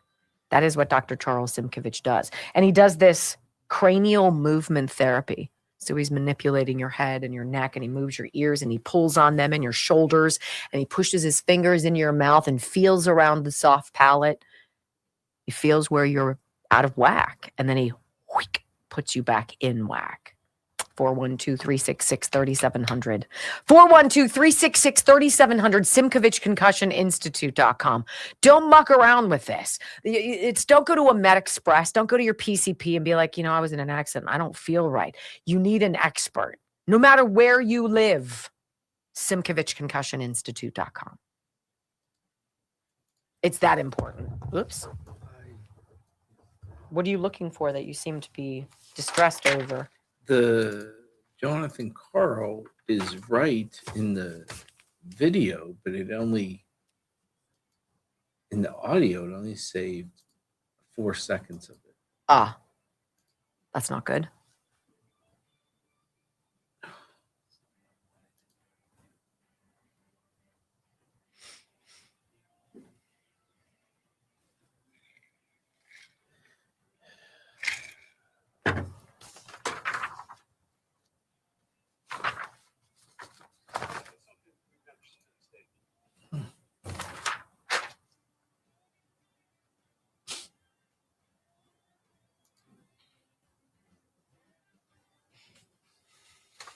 I love this woman, what she writes about being in the room when the woman whose daughter, who's a double amputee, walked out of the Disc Institute of Pittsburgh with her prosthetic legs pain-free. She wasn't there 10 weeks earlier when she was wheelchaired in so much pain, she couldn't stand it. But this gal, her name is Annette, she says, I've witnessed other patients with success stories. I was there when the young woman came with her mother last year from Texas and came in needing a wheelchair, and I saw her walk out. That was the most dramatic transformation I witnessed because it was so visible. The staff are the best I've ever met. Friendly, attentive, knowledgeable about the treatments and what they do. And of course, Dr. Rafferty, he meets with you on a regular basis and is always available for concerns. She says, I had a new MRI which showed marked improvement in my lower back. The discs all along my lower and mid spine have regenerated and visible tissue is showing. I feel as if I'm concluding my complimentary, 3 for 3, you come back and just get a review, and you don't get charged for that. And I can't tell you what it's like to be in terrible pain because of a bulging or herniated disc, to go to the Disc Institute of Pittsburgh and go through intradisc neutrosis and be healed because your body can fix itself. She's like, I was there. I was a success story. I watched it happen. I'm a victor. I'm a victor of this fight. PittsburghDiscInstitute.com, 412-906-9600. Non-surgical solution to grow back discs that have gotten out of whack. And that's what Dr. Rafferty does. 412-906-9600. He's amazing.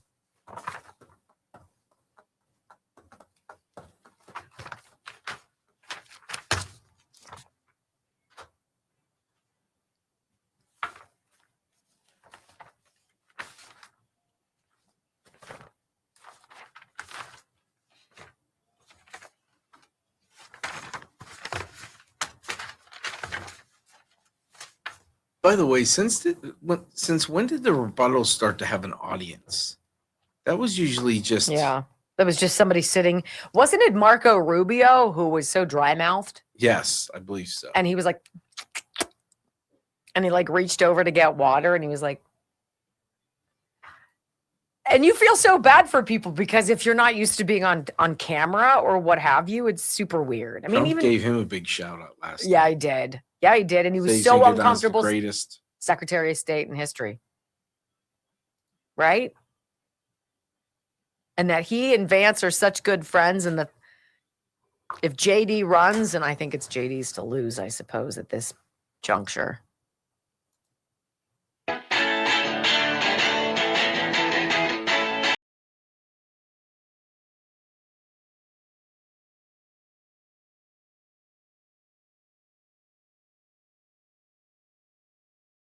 Walk around my neighborhood, and I have a great neighborhood in Pittsburgh. It's one of these beautifully secluded, right smack in the middle of the city of Pittsburgh enclaves. with just monstrous oak trees, sycamores, right?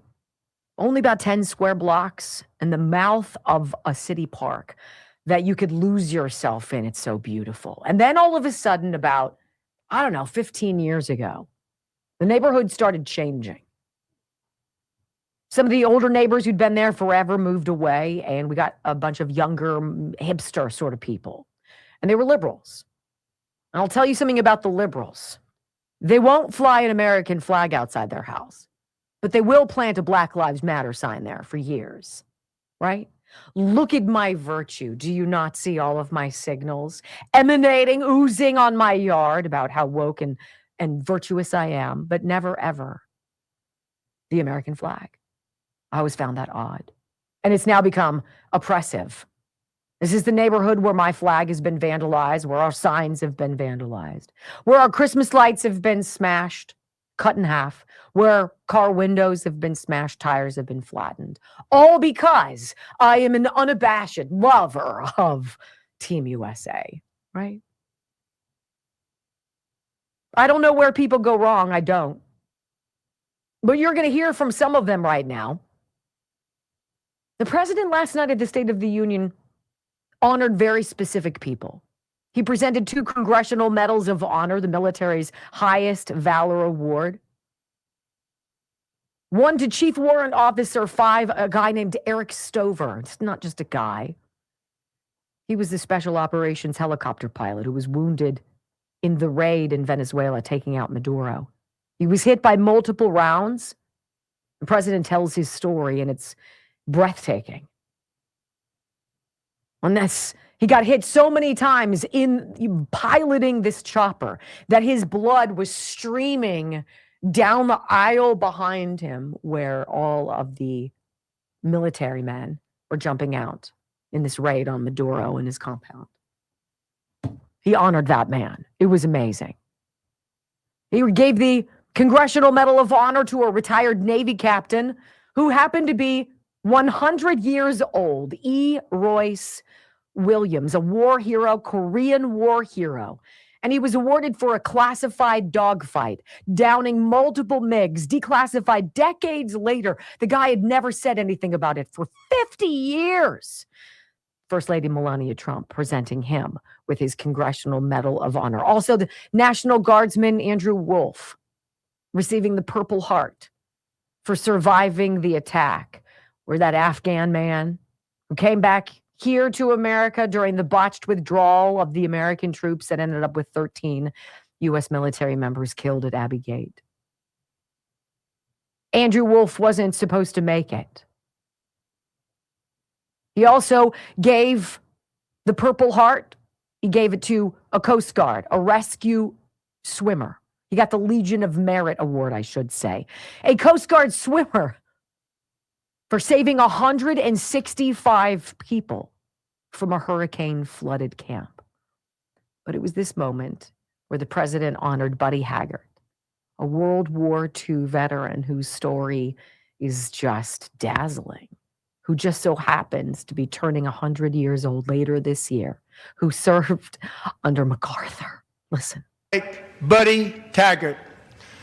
At age 17, Buddy volunteered to defend America in World War II, serving in the Pacific under the great General Douglas MacArthur. He fought bravely in the famous Battle of Manila, worked so hard. He was badly wounded and almost killed by enemy machine guns in Luzon. And 81 years ago this month, he liberated the largest internment camp in the Philippines, one of the largest anywhere in the world. But he earned many honors, including a Purple Heart and a Bronze Star, came home, started a family, and tonight he is in the gallery looking forward to July 4th, 2026, his 100th birthday.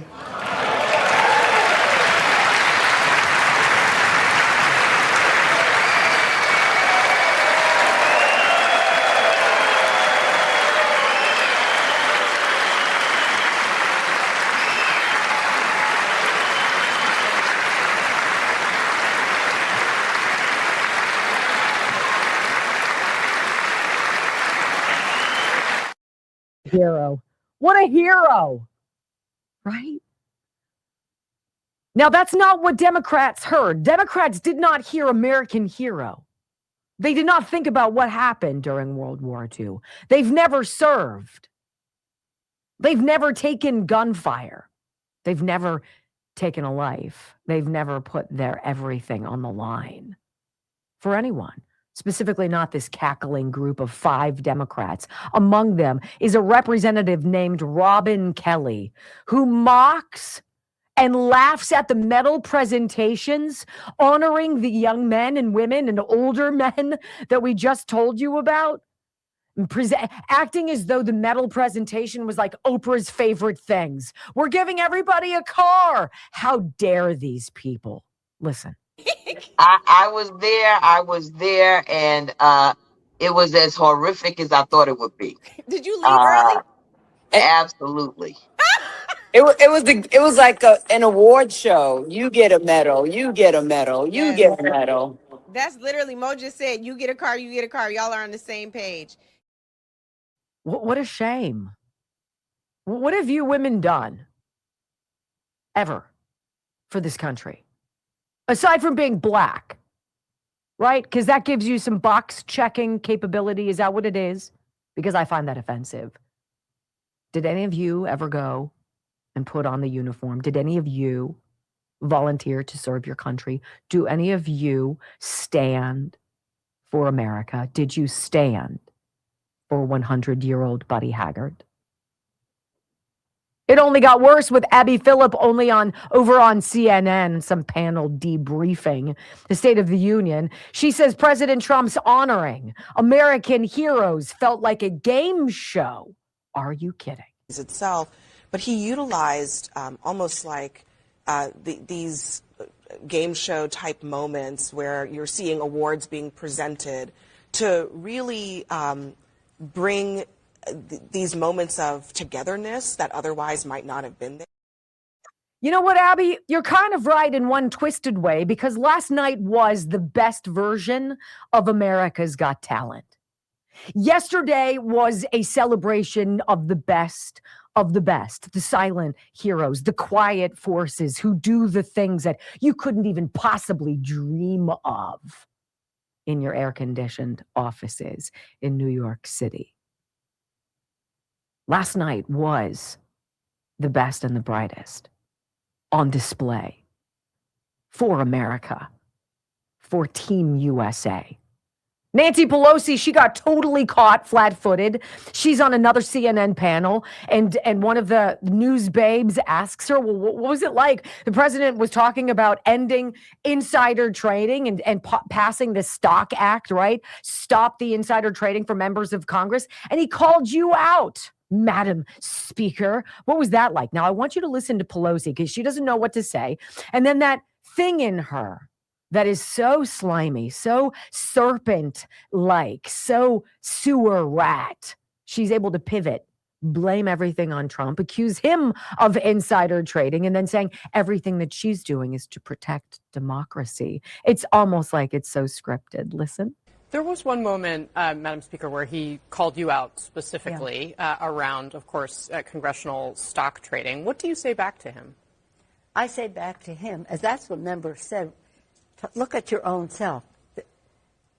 The inference he wants to draw is there was something wrong with that, which there wasn't. And if there was, people get prosecuted for it.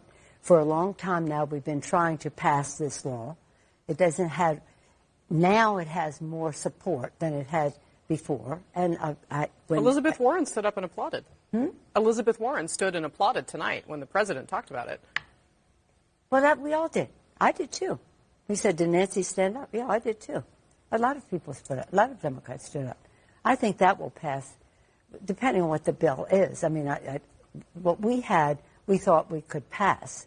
It was actually a tougher bill than Governor Spanberger had put forth. We thought it could pass, but it was clear that it wasn't going to make it to the House and the Senate. But in any event, he gives his shout out. I don't pay any attention to him. What I'm concerned about is our democracy, which he is destroying. Our democracy, which he is destroying. And she said at the beginning, well, why don't we look at what his trades are? The president hasn't taken a salary, not just during one term, which is 4 years, but now he's into the 6th year of working for free, Nance, right? How's that wall around your house? Good? Freezer full? Hammers in check? Good. Good to know. I want you to hear Jonathan Karl. This was pretty amazing. He said, look, lots of Democrats boycotted what ended up being a patriotic celebration of America. Jonathan Karl almost gets like enraptured by the heroism and the Team USA fervor and that flavor that he hasn't had as a lefty for so long. And then he kind of like snaps out of it and he realizes, oh, wait a minute, I'm on live television. I'm supposed to hate this man. Listen to the pivot here. It's something we've never seen in a State of the Union, empty seats. And it was a large number of Democrats simply didn't want to show up, and it crossed the spectrum. It was progressives, it was moderate Democrats, it was a significant proportion of the caucus, and that's where we are. I would say overall, in terms of the speech, I mean, this had the makings of it had real high moments of patriotism, great stories he told. He gave out 2 congressional medals of honor. He gave out a Medal of Freedom. He gave out 2 Purple Hearts. He gave out a Legion of Merit. He had, great stories to tell when he recognized people like Buddy Tackert, who's going to turn 100 on the 4th of July, a World War II veteran. But there was very little specifics about what he is planning to do the rest of the year, the rest of his term. And I thought, and I'm sure Martha has thoughts on this, especially striking is how little he said about the great national security threats, about how little he said about Iran beyond touting his strikes last year, and a single sentence or 2 about Ukraine. Very little about the challenges ahead and how he's going to turn around a presidency where a solid majority of Americans do not approve of his performance. Do you believe that? Isn't that so interesting? He almost begins cheerleading it. He presented this moving presentation of heroism and celebration and Team USA, not just hockey, but we the people. And then he's got to go, oh, but the people really don't like him. His stuff, I wish we had heard more about Ukraine. You know what I don't want to hear about? Ukraine. I want to hear about America, John. You buffoon. When we come back on the Wendy Bell radio program, Abigail Spanberger, they're floating her out like a Chinese spy balloon. Is she presidential material? Because we've got nobody else. Gavin sucks. What her rebuttal to the State of the Union was. You'll hear it next. Or you'll hear a little bit of it. Here's the thing, and correct me if I'm wrong, if you guys watched the whole thing. I remember him saying about Ukraine that maybe not necessarily using the word Ukraine, but he said about paying their people paying. Other people are starting to step up and pay. So maybe you mean what, about rebuilding and such, or about paying their fair share, the UN? He did. He said they didn't pay us the 2.5% before, 2% before, but now they are paying us the 5%. Right. So, I mean, he talked about some of that stuff. Yeah. But what you didn't hear Martha say, I don't know if you heard this. Raditz? Yeah. Is she's like, I'm surprised he said Jonathan, I'm surprised he said anything about Iran. It's not what it's about. Yeah. This is the kumbaya come together. You either want to be here, you want to be on the field, on the ice, or on the bench, or you want to be in the stands rooting them on. But you've got the Democrats who want to be, while you're inside cheering for the team, they want to be outside burying landmines so that when you leave the stadium feeling enthused about America, you get blown up, right? Or whatever policy. Everything they do is contrary to what I wish for America.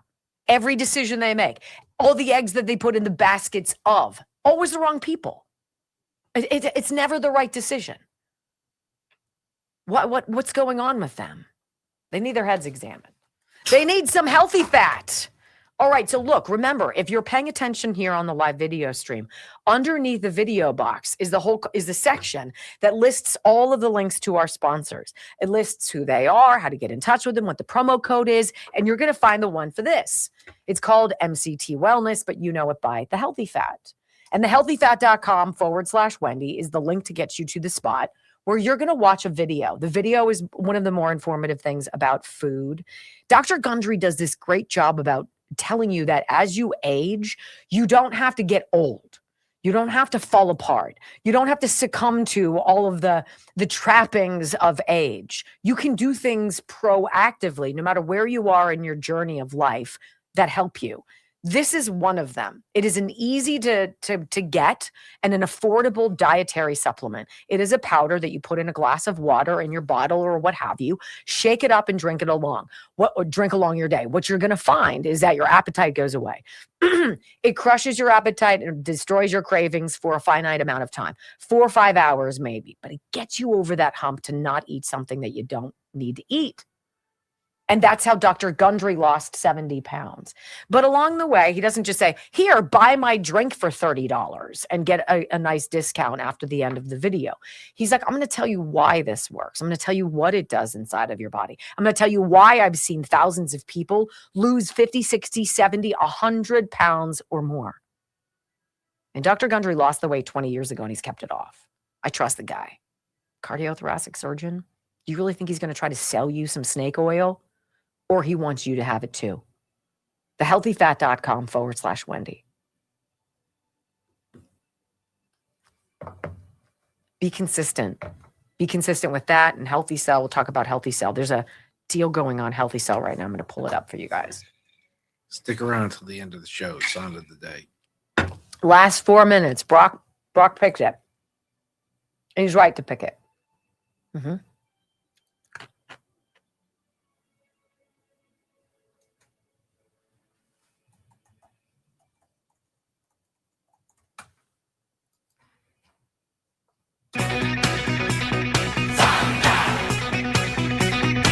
Welcome back to the Wendy Bell radio program.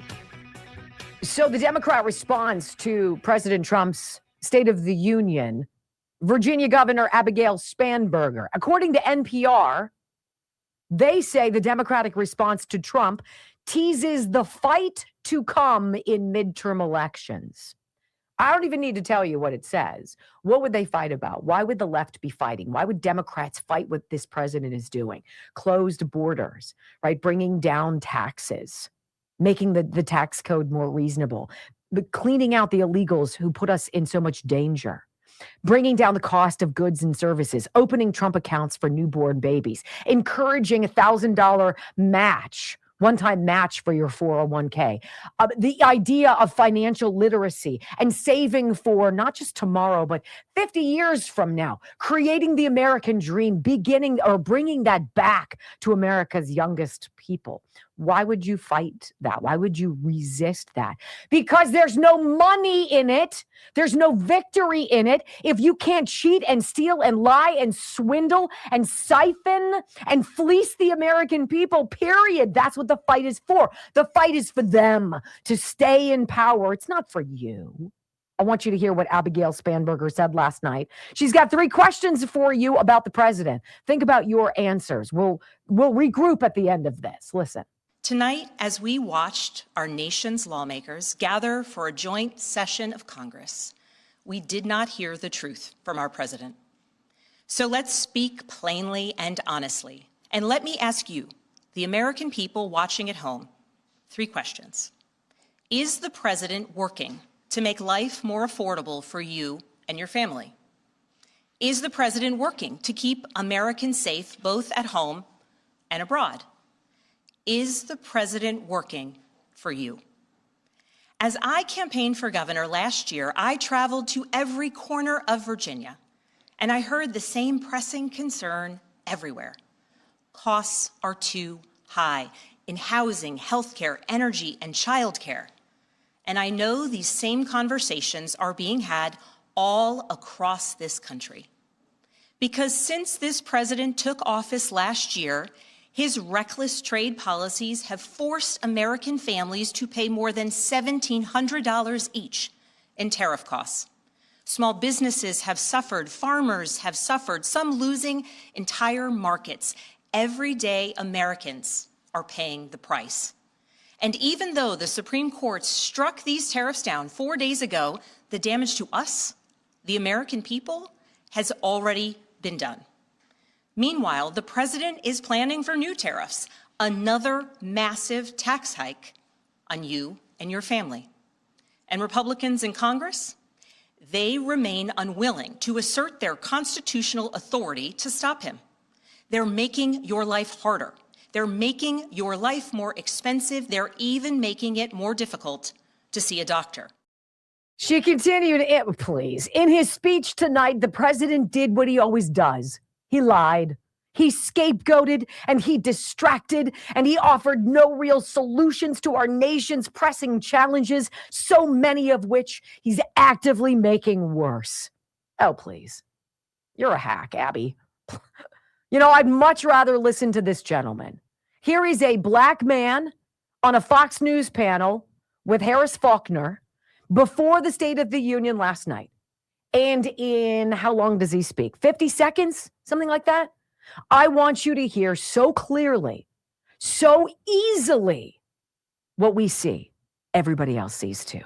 I think we're just falling into tribalism, to where if you don't agree with the president, it's okay to be disrespectful to the country. It's okay to be disrespectful to the Constitution and not to act to have civility. As a person that was a teacher, students would say things that other students didn't disagree with. I didn't say it was okay to just walk outside the classroom, because we expect a certain decorum and a certain level of class and civility that we all have as Americans. And what we're seeing now with the left is because they didn't get their way, even though Barack Obama deported as many people more than President Trump, even though he talked about tariffs. Now a lot of things that were common sense before they disagree with because it's politically advantageous, they think it's okay to now scream and leave the room. And we're seeing a collapse of what we just consider civility in our country. Wow. Could you say it any better than that gentleman? To the Democrats, to the news organizations, to the quote unquote journalists, to the governors like Abby Spanberger, like all of these hacks who sat on their hands. Listen to what that gentleman said, because it is factual, it is nuanced, it is layered, and it is correct. People know damn well what you've been up to, and they know the damage that you've caused this country. And they also know that this president predicts a golden age in which all of this is fixed. And that is what you are most afraid of. When we come back on the Wendy Bell radio program, hour number 3, I want to go back and chew on 2 of the main topics. I want to talk about why Ilhan Omar was so upset over the Somalian piracy of billions of our dollars, and also the president's talk about tariffs, ultimately replacing the IRS and your tax burden. Oh my, next.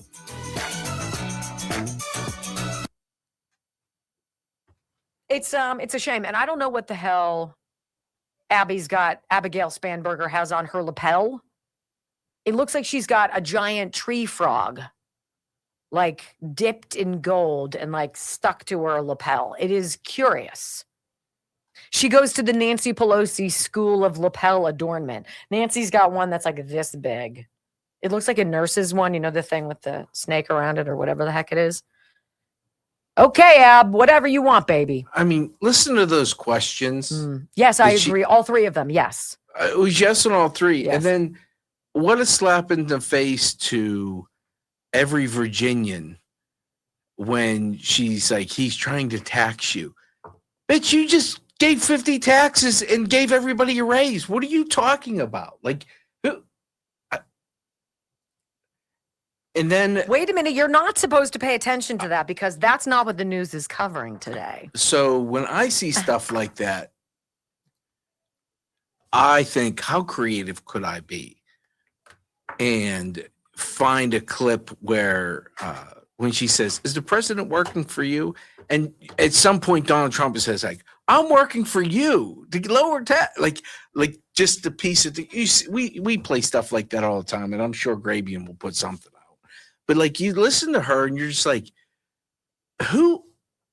The people that are hearing this rebuttal that agree with you, obviously are ill-informed of what you're actually doing. They are products of propaganda through school, right? Indoctrination through college, and then the nonstop browbeating of that narrative from your Democrat media. And which just makes you sit there and go, yeah. They think you're stupid because their voters are. Yes. So they think the rest of us, oh, these people voted for me. Everybody must. I've been going the corners of Virginia. Bitch, 48% of Virginia didn't vote for you. Like what? Which was the one that was 7-1 and they want to make it 8-0? Virginia. No, I was wrong on that. Theirs is 6-5. Oh, 8-1. Because I said it wrong yesterday. Is it Maryland? No. I don't know. But Virginia did the same thing. I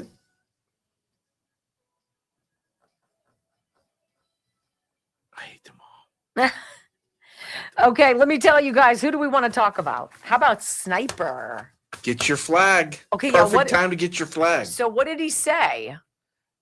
Do you have your flag there? Can you hold it up? Let's take a look at this. So our friend at disinfectwithsniper.com doesn't just sell hospital-grade disinfectants that are so safe and effective you can spray them in your eye and not hurt yourself, right? He also sells things that are really cool, like, inside out. Or What's that? You need to turn it around. That way, yeah. There you go. There you go. Isn't that great? So this one that Brock is holding, I believe, is the one that's $59.99. Yeah. And then there's one that's a little nicer, that's more embroidered. If you want to hang it inside, that might be a great flagpole flag. And the other one is $99.99. And it's just beautiful. So in the celebration of America's 250th birthday, disinfectwithsniper.com. Get your flag, get your sniper, get your knockout, get your harmony. And get it with free shipping. And get it with free shipping, right? I like that. That Abigail Spanberger, I don't condone hitting a woman, but with her, it's brutal. I understand it. That's brutal. She's just, she's looking at the camera and lying straight to your face. 100%. And like I said, he's raising taxes and making things. 50 new taxes. 50. We need 410 people to hit that Rumble button. 60, almost 200 on Rumble. Thank you. We need 410 people to slap her. Right? If you can go underneath the video box and you can click on the thumbs up button and then you can hit the follow button, that's awesome, I should say, because you can also click the notifications. You can disarm. Why would you? I don't know. We don't really notify you of a lot. Like every day we go live at noon, Monday through Friday. And then Saturdays, he does the pet show with world-renowned veterinarian Dr. Mike Hutchinson. The official vet of Wendy Bell Radio. He's phenomenal. He's Murphy's doctor. He's Sinatra and Kit Kat's doctor. He's great. And so that's on Saturdays at 10. And he's a patriot. And then Sundays at 7, we do our Weekends with Wendy. Do you have plans this weekend? We break out the tinfoil. We do. We go into some rabbit holes. They're kind of fun. Do I have what kind of life do I have? You guys want to do it on Sunday? Yes, 1, no 2. Yes, 1, no 2. Enter your vote, and we will see what you think. Ken or Hellebuck. I love that the president asked all of the team members about giving him the Presidential Medal of Freedom. Oh, they all know he won the game for them. And they're all like, yes. And the president said it had to be unanimous. Everybody had to do it. And I'm like, you're not going to break this team. You're not going to break this team. I am sure Michael Eruzione and all of the other players from the Miracle on Ice 46 years ago, there's a brotherhood there that even half a century later almost. It's just not the Olympics either. I still talk to guys I played Little League baseball with. Best formative years of your life. Unless you were me and you were usually picked last. We're left out. I managed to carve my way back in. With that game winning over the back catch. The one catch. Catch. I had a guy played. I haven't talked to him in years. 12 years old. We played ball together. His son was graduating from high school and won the scholarship that was named after my mom. Oh my goodness. And he reached out to me. Like those are bonds. You don't have to talk. It's just teams are. That's special. Boiling Point Live has rated our stream. Well, thank you. Welcome. Yes, I am that fabulous. 4, 3, 2,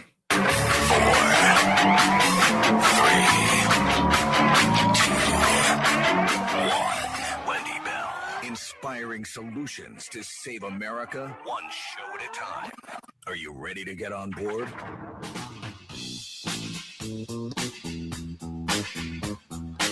You told us when it could be time to panic. Well, is it time to panic? Well, let me just tell you, folks, it's never going to be time to panic because we're never going to give up. We're not going to give up on America. America's worth it. America is worth fighting for. America's worth not giving up. And while we have that attitude of not giving up, we are constantly going to be searching, strategizing, coming up with ways to prevail. We've got the basics. We have millions and millions of Americans that are fed up, can't wait to do something about it. There will be a series of ideas that people come up with based on dealing with the fraud that we know we have to deal with. You're not alone. You're not a singular individual all by yourself out there trying to fight these people by yourself. There are 74 million plus and growing. We're not going to give up on America. From sea to shining sea, 3 hours of bold truth and excellence. The Wendy Bell Radio Program.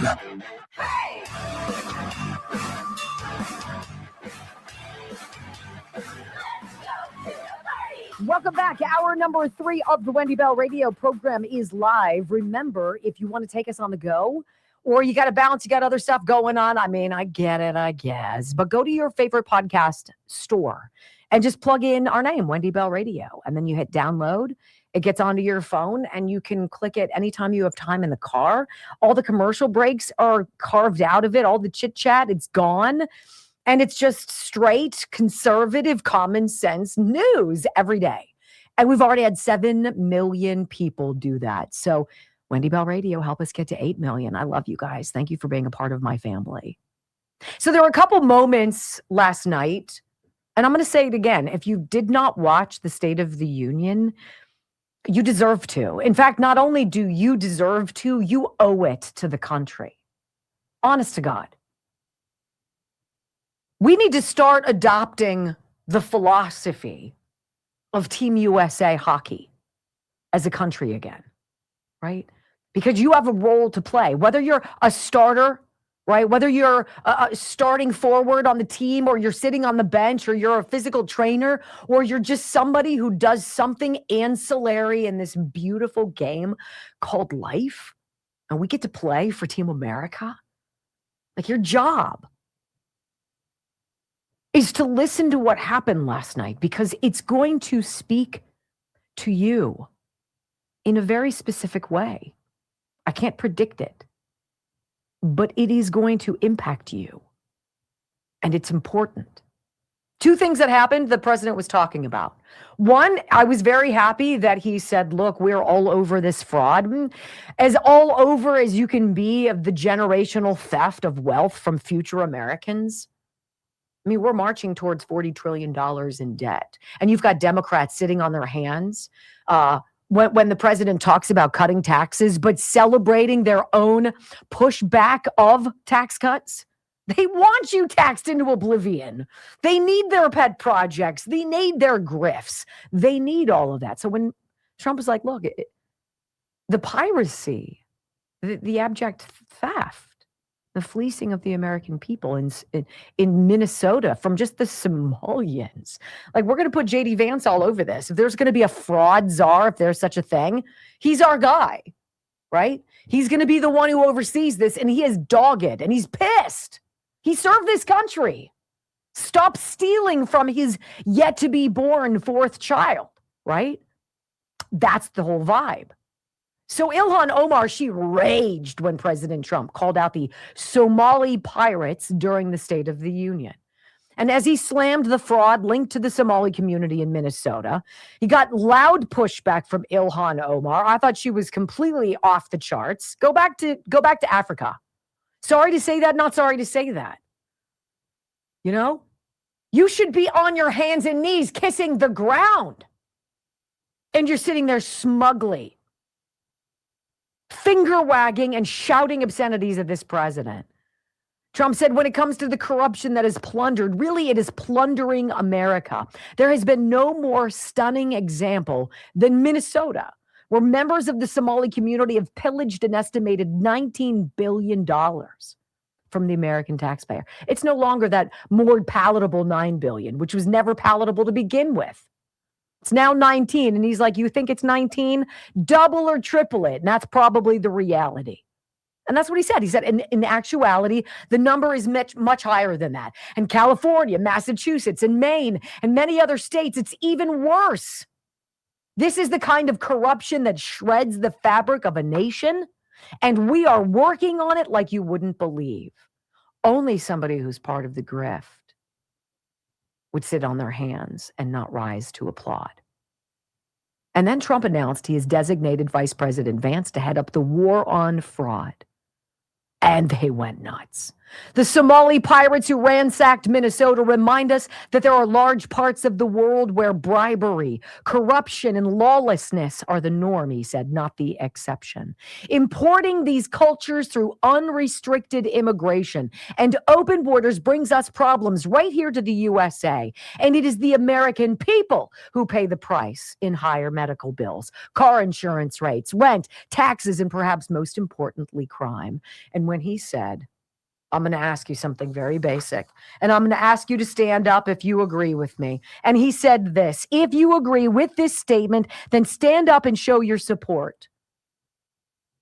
The first duty of the American government is to protect American citizens, not illegal aliens. And they sat. It's all you need to know. According to the Wall Street Journal reporter Olivia Beavers, Omar shouted at the president from her seat, calling him a liar as he touched on fraud and specifically pointed to the Somalis, of which she is. The incident happened as government officials are investigating Ilhan Omar and her family's rising wealth, staggering, and in fact, she went from having an estimated value of $45,000 to $30 million in 5 years? That is a miraculous return on some kind of an investment. That eclipses even Nancy Pelosi, right? No wonder when the president says, we're on it, that Ilhan Omar would need to shout at him. How about on tariffs ultimately replacing income taxes? This was a huge moment when President Trump said tariffs would be paid for by foreign countries and hinted that that will ultimately replace income tax. Hell yeah. He said countries that were ripping us off for decades are now paying us hundreds of billions of dollars. They were ripping us off so badly, everybody knows it. Democrats know it. They just don't want to say it. But the good news is that almost all these countries and corporations want to keep the deals that they've already made, knowing that the legal powers that I as president have to make a new deal could be far worse for them. Therefore, they will continue to work along the same successful path that we've negotiated before, the Supreme Court's unfortunate involvement. And the president says, as this time goes by, I believe the tariffs paid for by foreign countries will, like in the past, substantially replace the modern day system of income tax, taking a great financial burden off the people I love. Raucous applause, standing ovation, not a single Democrat sharing that sentiment. David Chalian over at CNN, he's there. What do we call him? Harry Enten, right? He's their data guy. And he said something very interesting. He said, Americans were asked if they think the President Trump's plans that he espoused last night will move the country in the right direction. Well, we were just told that Jonathan Karl said that this president is overwhelmingly not supported. Well, you might want to call CNN. Listen. Among speech watchers tonight, 64% say his policies will move the U.S. in the right direction. And look at the growth President Trump made over the speech. So pre-speech, it was 54% of speech watchers said his policies will move the U.S. in the right direction. After the speech, that number goes up 10 percentage points. So Donald Trump made some progress with people watching the speech from their pre-speech expectations to what they saw in the speech itself. And that 64% number, that's pretty much in range across all of his State of the Union addresses. In his first term, last year, the joint session, that's about what we've seen. Is roughly 2/3 have walked away from his speeches thinking he's going to move it in the right direction. So a lot of red meat for the base. Yeah, there's no doubt about that. If you're a Republican on the ballot in 2026, I think you leave this speech being as happy as you could possibly be, that he sort of stuck to the script on the economy, he gave red meat to the base on immigration, and they can leave the hall tonight and sort of take that out on the campaign trail. Resting man face, Caitlin Collins is there, looking miserable as always. These clowns, they can't smile about anything. They wouldn't smile about a damn thing that a Republican did. And they cannot stand the fact that the ultimate political outsider, a freaking television star, who they mocked, who they laughed at, how gauche, look at how ridiculous his skin color is, and that hair, who would ever vote for him? Well, 77 million people. And the number is way higher than that. Way higher than that. And David Chalian knows exactly, among poll watchers, or speech watchers rather, he's like 65%. 2/3 said, yep, what the president said will move the country in the right direction. And Democrats don't want the country moved thusly. And their performance last night, and their shouting, and their refusal to stand, and their petulance, and their crybaby crap, and the pins that said F ICE, prove it.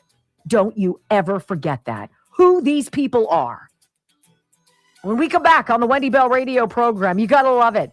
So before hitching aboard Air Force Two, the boys from Team USA Hockey had some late night plans, get a little drunk, have some fun. Kind of like Cash Patel in the locker room, except they took their fun somewhere else and they brought down the house. Hear it for yourself next on the Wendy Bell Radio Network. Can I give you my argument for tariffs? So if a liberal ever tries to bring up tariffs, all you have to do is say to them, okay, well, if tariffs are going to get rid of the IRS, would you rather have the tariff passed on to you where you get to control what you buy? Or would you rather have them steal 30% of your paycheck every month? And then spend it on shit that you don't need. Right? Spend it on roundabouts and illegal aliens and trying to get free stores in New York. Traffic mitigation. Yeah. Equity. It feels so fair, doesn't it, to get bent over?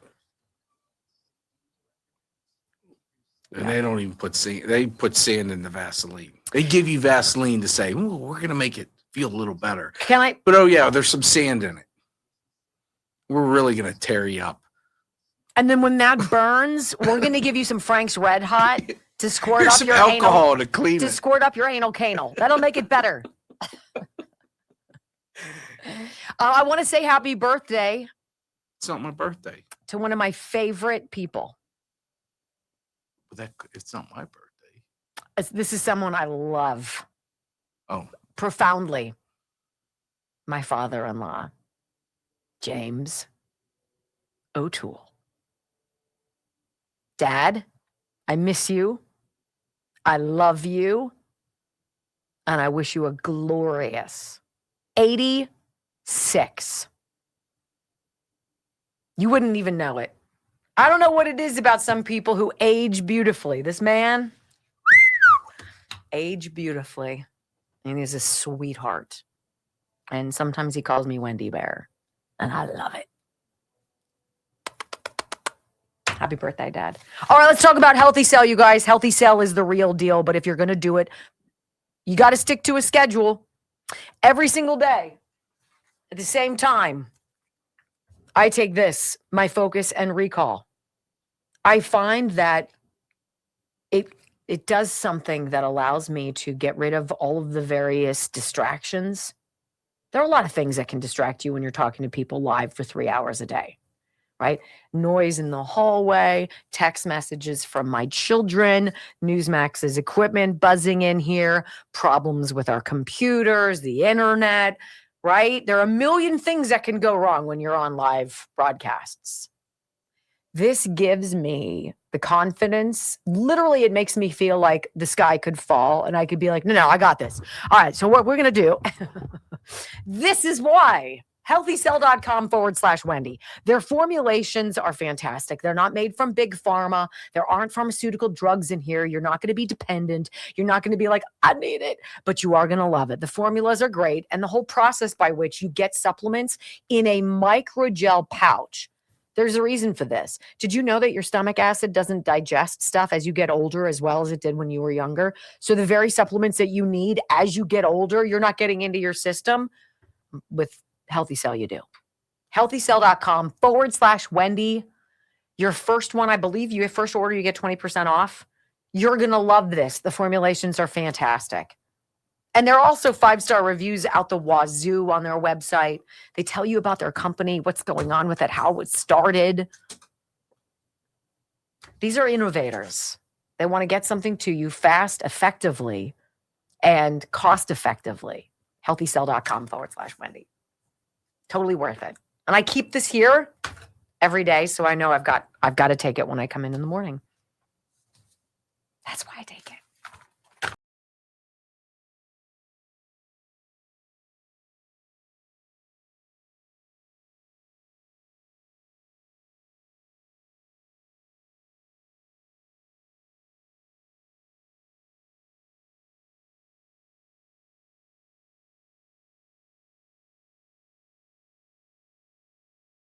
Everything that we've experienced over the last, let's just say 72 hours. Let's just say from and it's probably longer than that, from when the hockey teams, men and women, win back-to-back gold, same score, same opponent, right? Same fashion, overtime, same everything. And what did Jack Hughes say when he scored the game-winning goal in overtime after his teeth had been shattered? Right? What a storied family. His mom is one of the Olympic women team coaches. His dad played, the whole thing, right?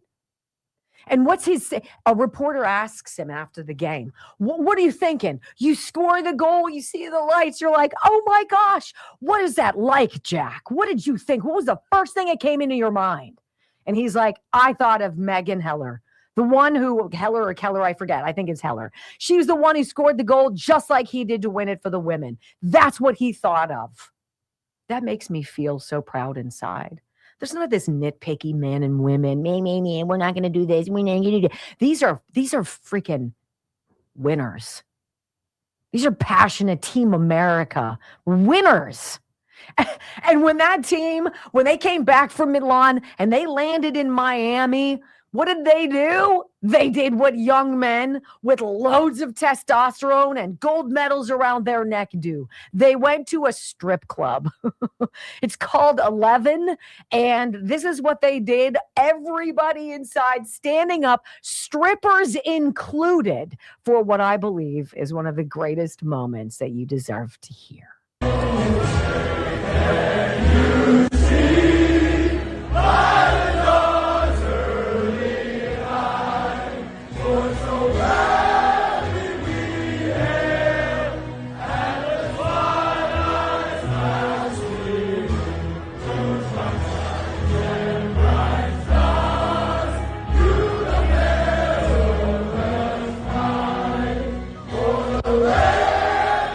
She was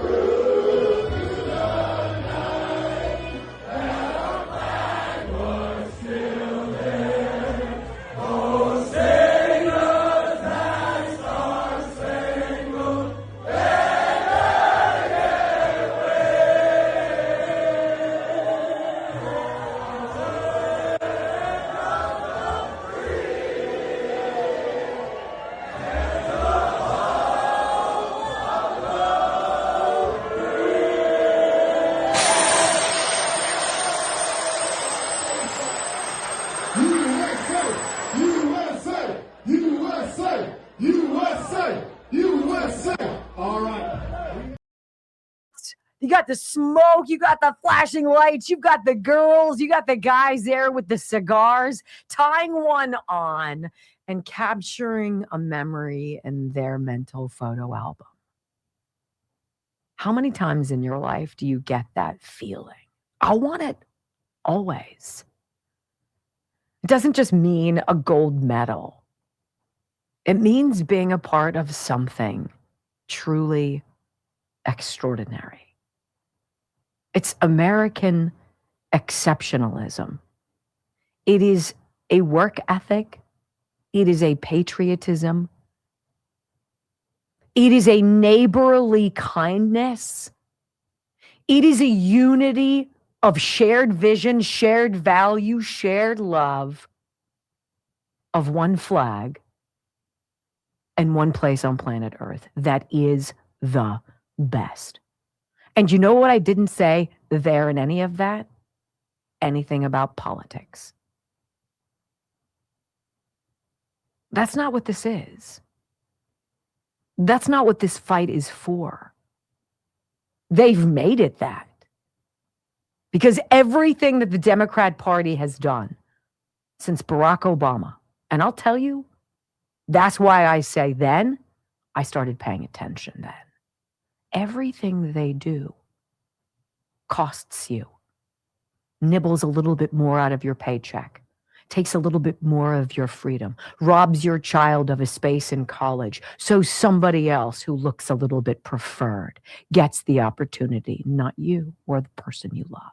These are the people who believe in flooding our border with unknown people and then sitting on their hands when we pay tribute to those who have been injured or killed because of it. They've made this a battle. It's supposed to be a team sport. But I guess the Democrats have chosen a different path. And they want to take on Team USA. Go ahead and bring it. Go ahead and bring it.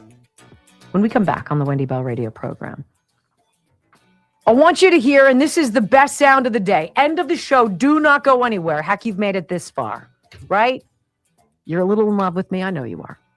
Hang out a little while longer because you got to hear the sound of the day. Brilliant next on the Wendy Bell Radio Network.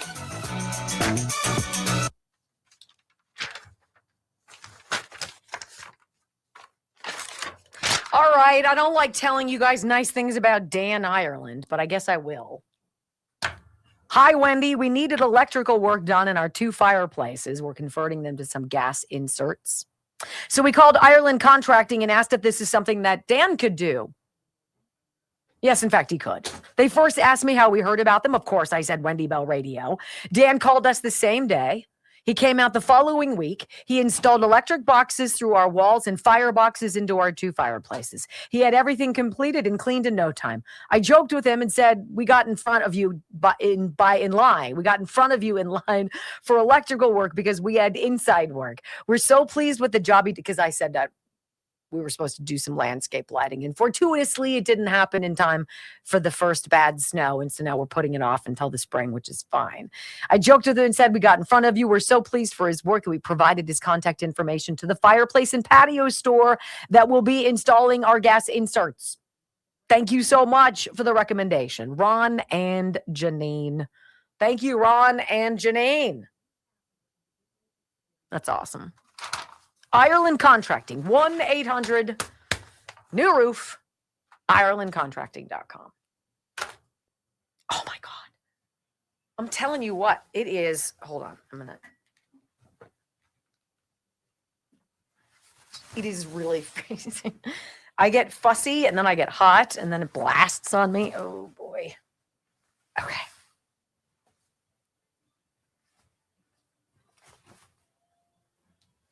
I think Dan Bongino should rate our show. What do you guys think?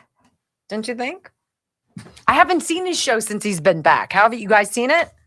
What's been going on? I don't know. I haven't been paying attention. I hope he's happy. He's back now. I'm doing well. So many, yeah.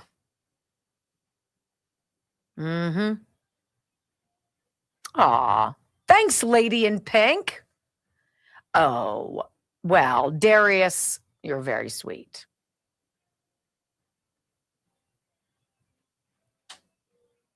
Yeah, JFR1 says you need to get him over there to fix those damn vents and hang that flag.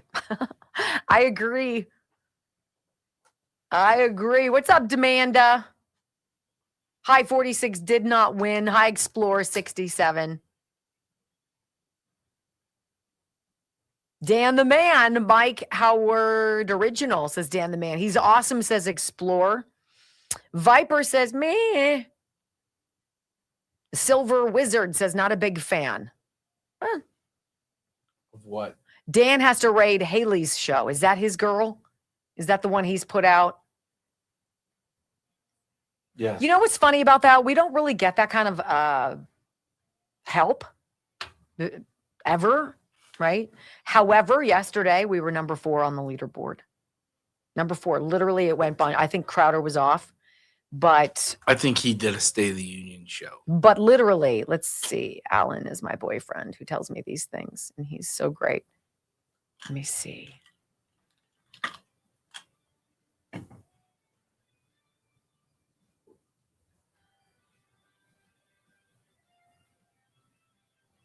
did you go?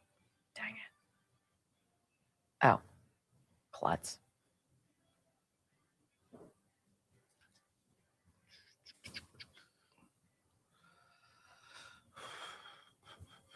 Oh, Fetterman did stand, you said to me. Okay. I would be surprised, to be honest with you, if he didn't, because all of the things he has said have been very logical.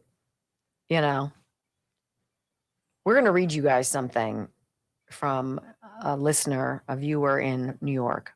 It's wild. Why can't I find you, Alan?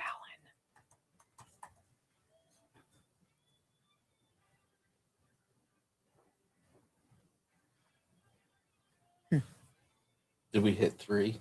Ooh, I'm not even looking at that. Oh, no, don't. Ooh. We need 140 people to get to 3,000 rumbles. I would be so grateful if you would help us get there. What do you think about this lioness hair today? It's not gray. I was looking, because I'm chemically dependent. I was looking at all of the news babes last night. Aside from resting man face, there aren't a lot of brunettes. And there's nobody with curls, right? I personally think that's discriminatory. Yeah. I'd rate your congressman. Wow. Sounds like somebody doesn't care. You know, I didn't need to watch the wrap up. What do you mean? I heard it. I heard the speech. I don't need David Chalian to tell me that people were okay with it. You just can't tell me that people are angry about what this president is doing. It's so preposterous. And it's as preposterous as this, like, back and forth of polling. So what was the most recent thing? Harry Anton told us that Democrats are a clown car. Well, I'm sure tomorrow there will be a poll that says Trump just honestly shouldn't even show up. Nobody wants you. Forget about it. Nobody likes what you're doing. Like, move along. And then Friday, he'll be like the best thing ever. It's so dippy and predictable.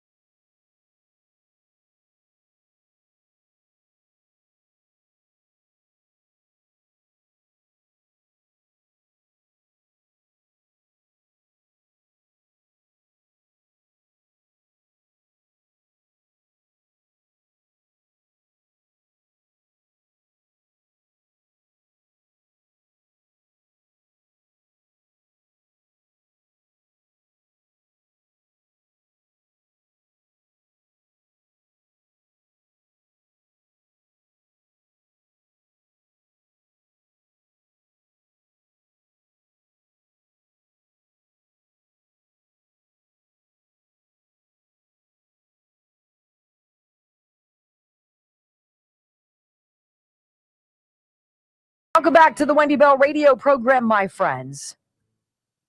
You know, I really appreciate the president's comments on the illegal alien issue in this country. And I'm flabbergasted, though not surprised, that Rashida Tlaib would sit in that cavernous, historic room with all of her colleagues and the President of the United States and members of the Supreme Court and esteemed guests, some of whom are the most valiant, heroic individuals you could ever meet, and embarrass myself, my family, and my country by putting a lapel pin on that says F ICE. F ICE. Did you guys see the police officers in New York City getting pelted by snowballs? It kind of is eerily reminiscent of the New York City police officers who had water dumped on them by buckets during George Floyd. Remember that? It's almost like you're on a rinse repeat thing. I didn't sign up for that.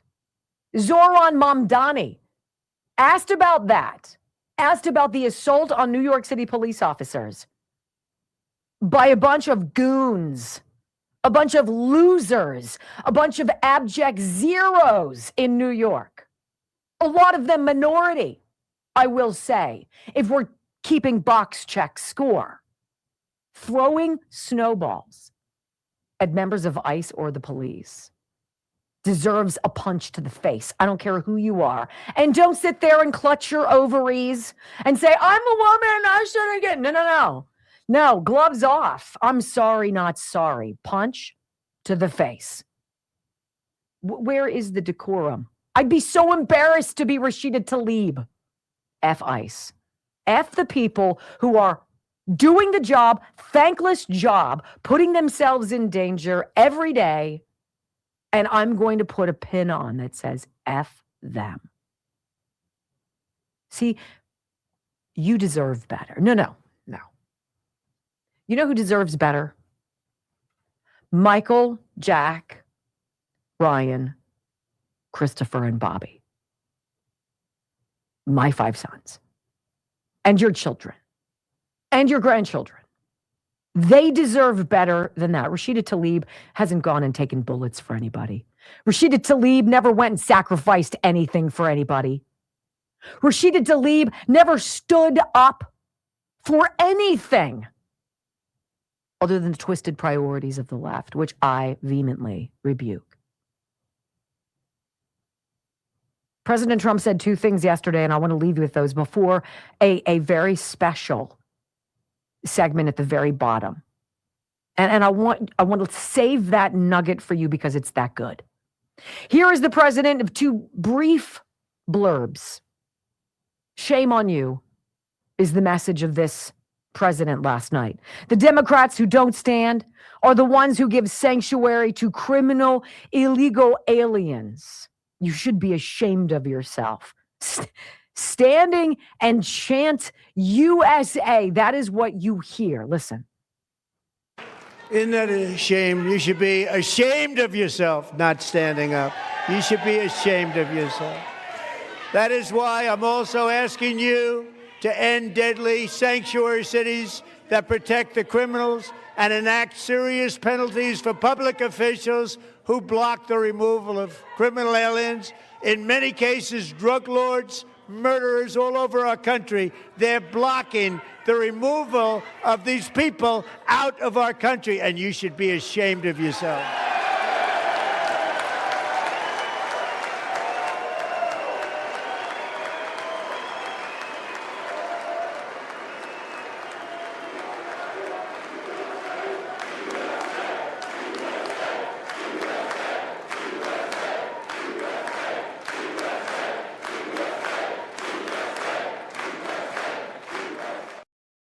That was last night. USA. The choice couldn't be more clear. You could not have a more blatant, in-your-face example of your options coming up in just a few short months in November during the midterms. Are you for America?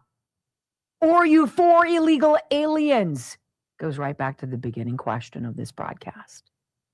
Stand if you believe the American government should care first about the American people and not illegal aliens. And the Democrats couldn't stand. And then there was this audio soundbite. It's because they cheat.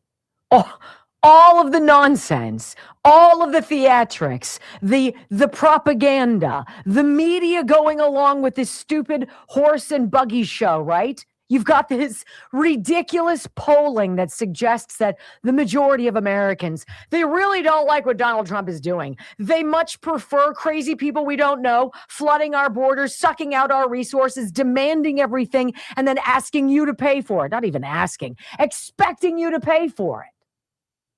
People like smug Somalian. Freaking Ilhan Omar, you disgraceful witch of a woman. I hope they pry so far up your rectum and find every last freaking dollar that you fleeced from the American people. I cannot wait. You know what? I'd take it, though. I would say this. Keep your money. You should be deported. Permanently banned from the United States of America for your treasonous, traitorous behavior. This is the president calling the spade. They do all of these things, ladies and gentlemen, because they cheat. And the reason they don't want to do it, why would anybody not want voter ID? One reason, because they want to cheat. There's only one reason. They make up all excuses. They say it's racist. They come up with things. You almost say, what imagination they have. They want to cheat, they have cheated, and their policy is so bad that the only way they can get elected is to cheat. And we're going to stop it. We have to stop it, John.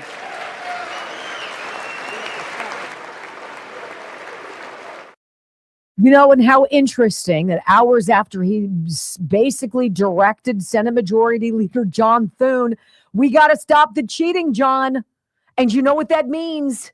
It means forcing a floor vote in the Senate after the House has passed this multiple times, the Save America Act, requiring citizenship to register and requiring photo identification in order to cast a ballot. And then John Thune, we got breaking about an hour ago, is going to bring it to the floor for that vote. Get it done, sir. He knows everything. I want to read you this message I got because this is the plan. This is the ploy, and President Trump knows it. I got an email from a woman. She says, I'm an Army medic, and after I left the military, I became an educator for 13 years on Long Island, New York, only to leave because I have different values. I'm now a veteran advocate. I'm a civil servant helping veterans get the services that they have earned. I changed careers and moved upstate, Hudson Valley, and I've been working for the state of New York to keep my pension. Trust me, I'll be out of here ASAP. Recently, we were instructed to ask every person who walks into our office, these are basically New York State employees. Every person who walks in, were instructed to ask them to fill out a voter ID form, whether they're registered or not. I've worked for the state for 5 years. I have never been trained or heard of this agency practice. I believe that this is trying to get everyone they can in New York to register so they don't lose House seats. We were literally instructed to register people who are homeless and can put the bench on the corner and give the cross streets or the underpass of as their home address. It's illegal to do that, by the way. Please don't share with people my name. I need my pension. I need to get the hell out of New York. But this individual attaches a PowerPoint that they were given with this insane training that they received. I find it infuriating that I have to spend time asking veterans, who, by the way, usually have very strong opinions about their leaders, and get these veterans to fill out voter forms every time they walk into my office, even if they're already registered to vote, mostly because it pisses them off, and it sets them off when they're usually mentally fragile already.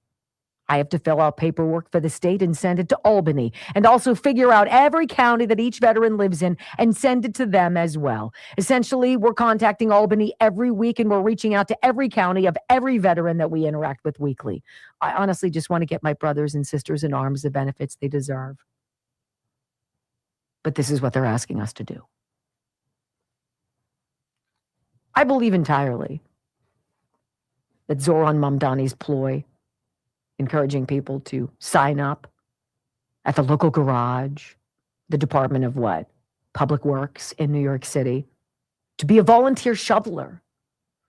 We're all in this together, but make sure you bring your photo ID, your passport, birth certificate, all of that. If you don't think there's a reason that he's asking for those things, they're doing a little Bethlehem to be counted, right? Before the big midterms. How many people can we count on? How many fake ballots can we infuse into the system? How many votes can we fudge? Because we've got no leaders, we've got no message, we've got no more money. This president told everybody last night, I see you, and we're going to stop you. God willing, ladies and gentlemen. I voted for that. When we come back, do not miss this. It is that moment, that America's Got Talent moment, where the audience rises before the hosts are going to bash the golden buzzer and say, you're the best.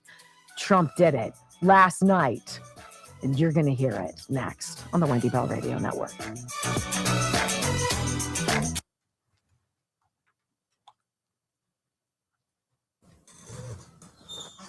The meaning of the title today is that something that you're about to hear this president say.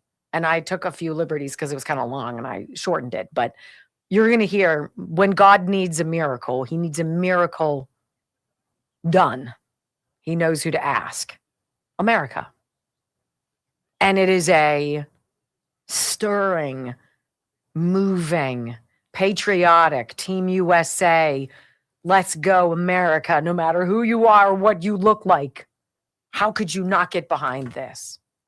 You never hear Democrats talk like this.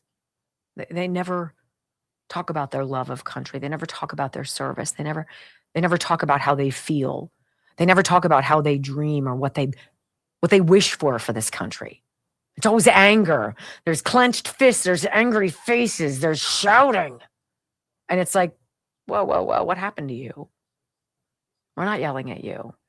We're telling you you're on the wrong path. And it's a bad one. You probably want to get off of it. They want to seek and destroy. It's wild.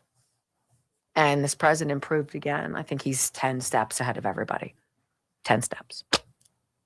Whatever we're doing now, he's into June. It's just wild.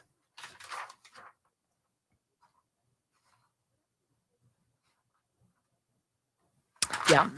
New York pushing a little too hard to get voters on the voter rolls. Right?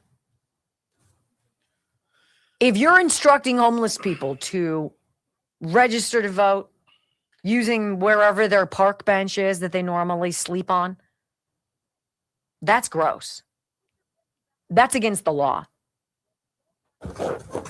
We are 20. 20 away? Yes. Oh, you guys got it. You're the best. We're changing up the song. Thank you. You are good. Going into this, yeah. Okay.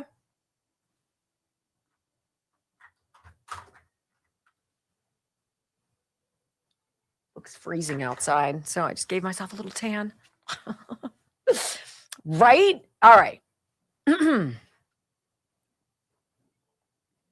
very excited about the song you're going to choose. How long is this? Is 4 something? 406. 406. Okay. And it's worth it. 100%. Who have I not talked about? Did I get everybody? I think I did. Yeah. Don't forget cozyearth.com/Wendy. You guys get the sheets. Get the comforter. It's expensive. You'll never buy another comforter. You'll never buy more sheets. And they're guaranteed for like 10 years. 100 sleep and 100 night sleep night trial. Right? Unbelievable.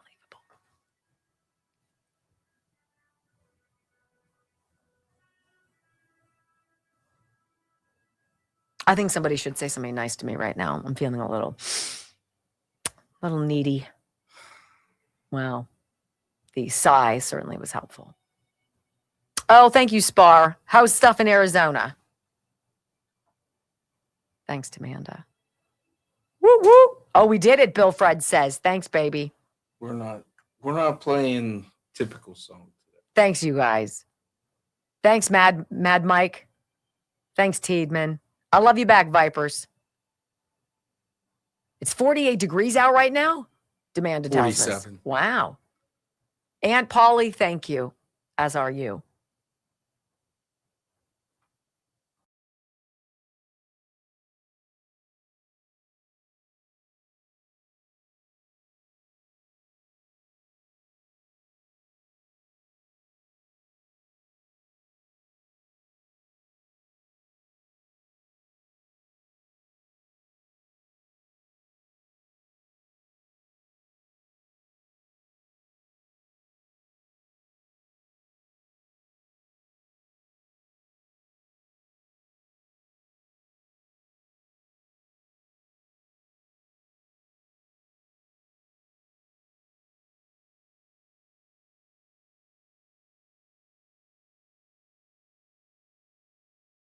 That in my mind equals winning.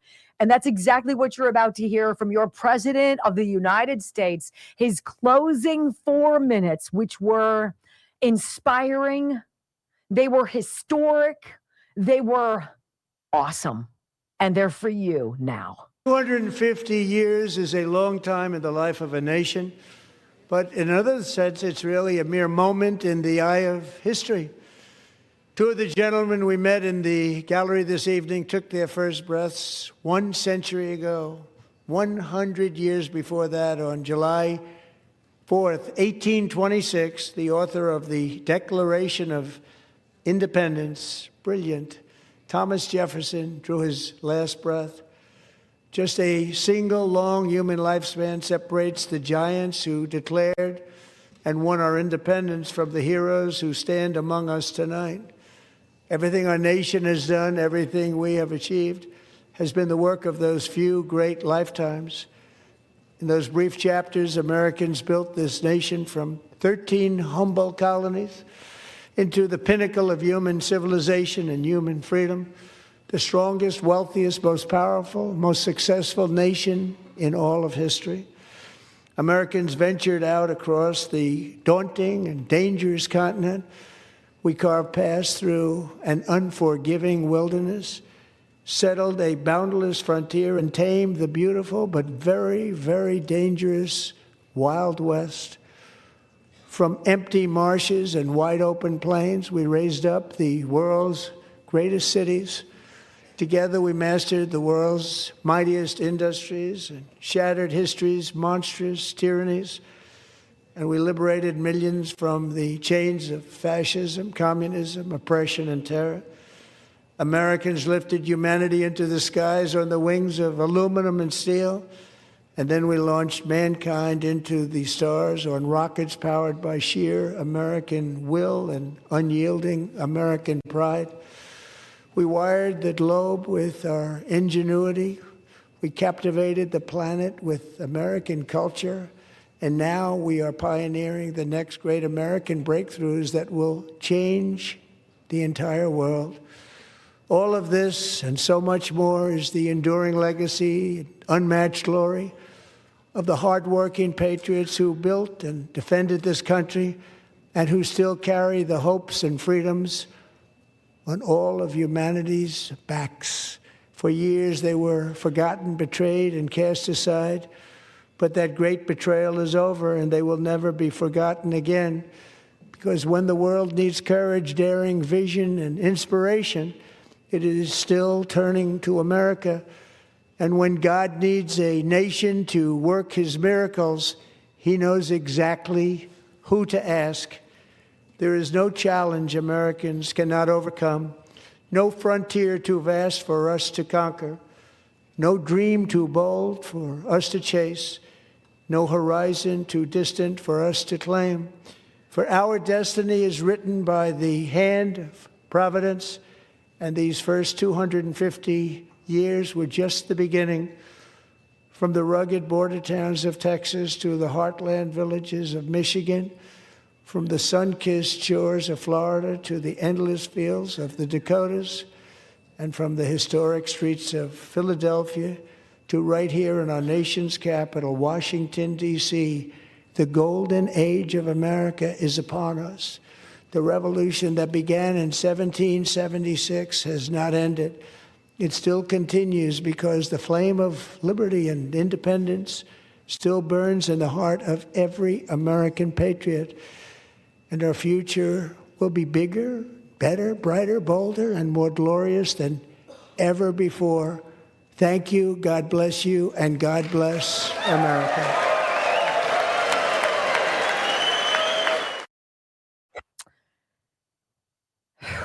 So I just asked AI, who helps the president? Who writes his speech? Who wrote that speech?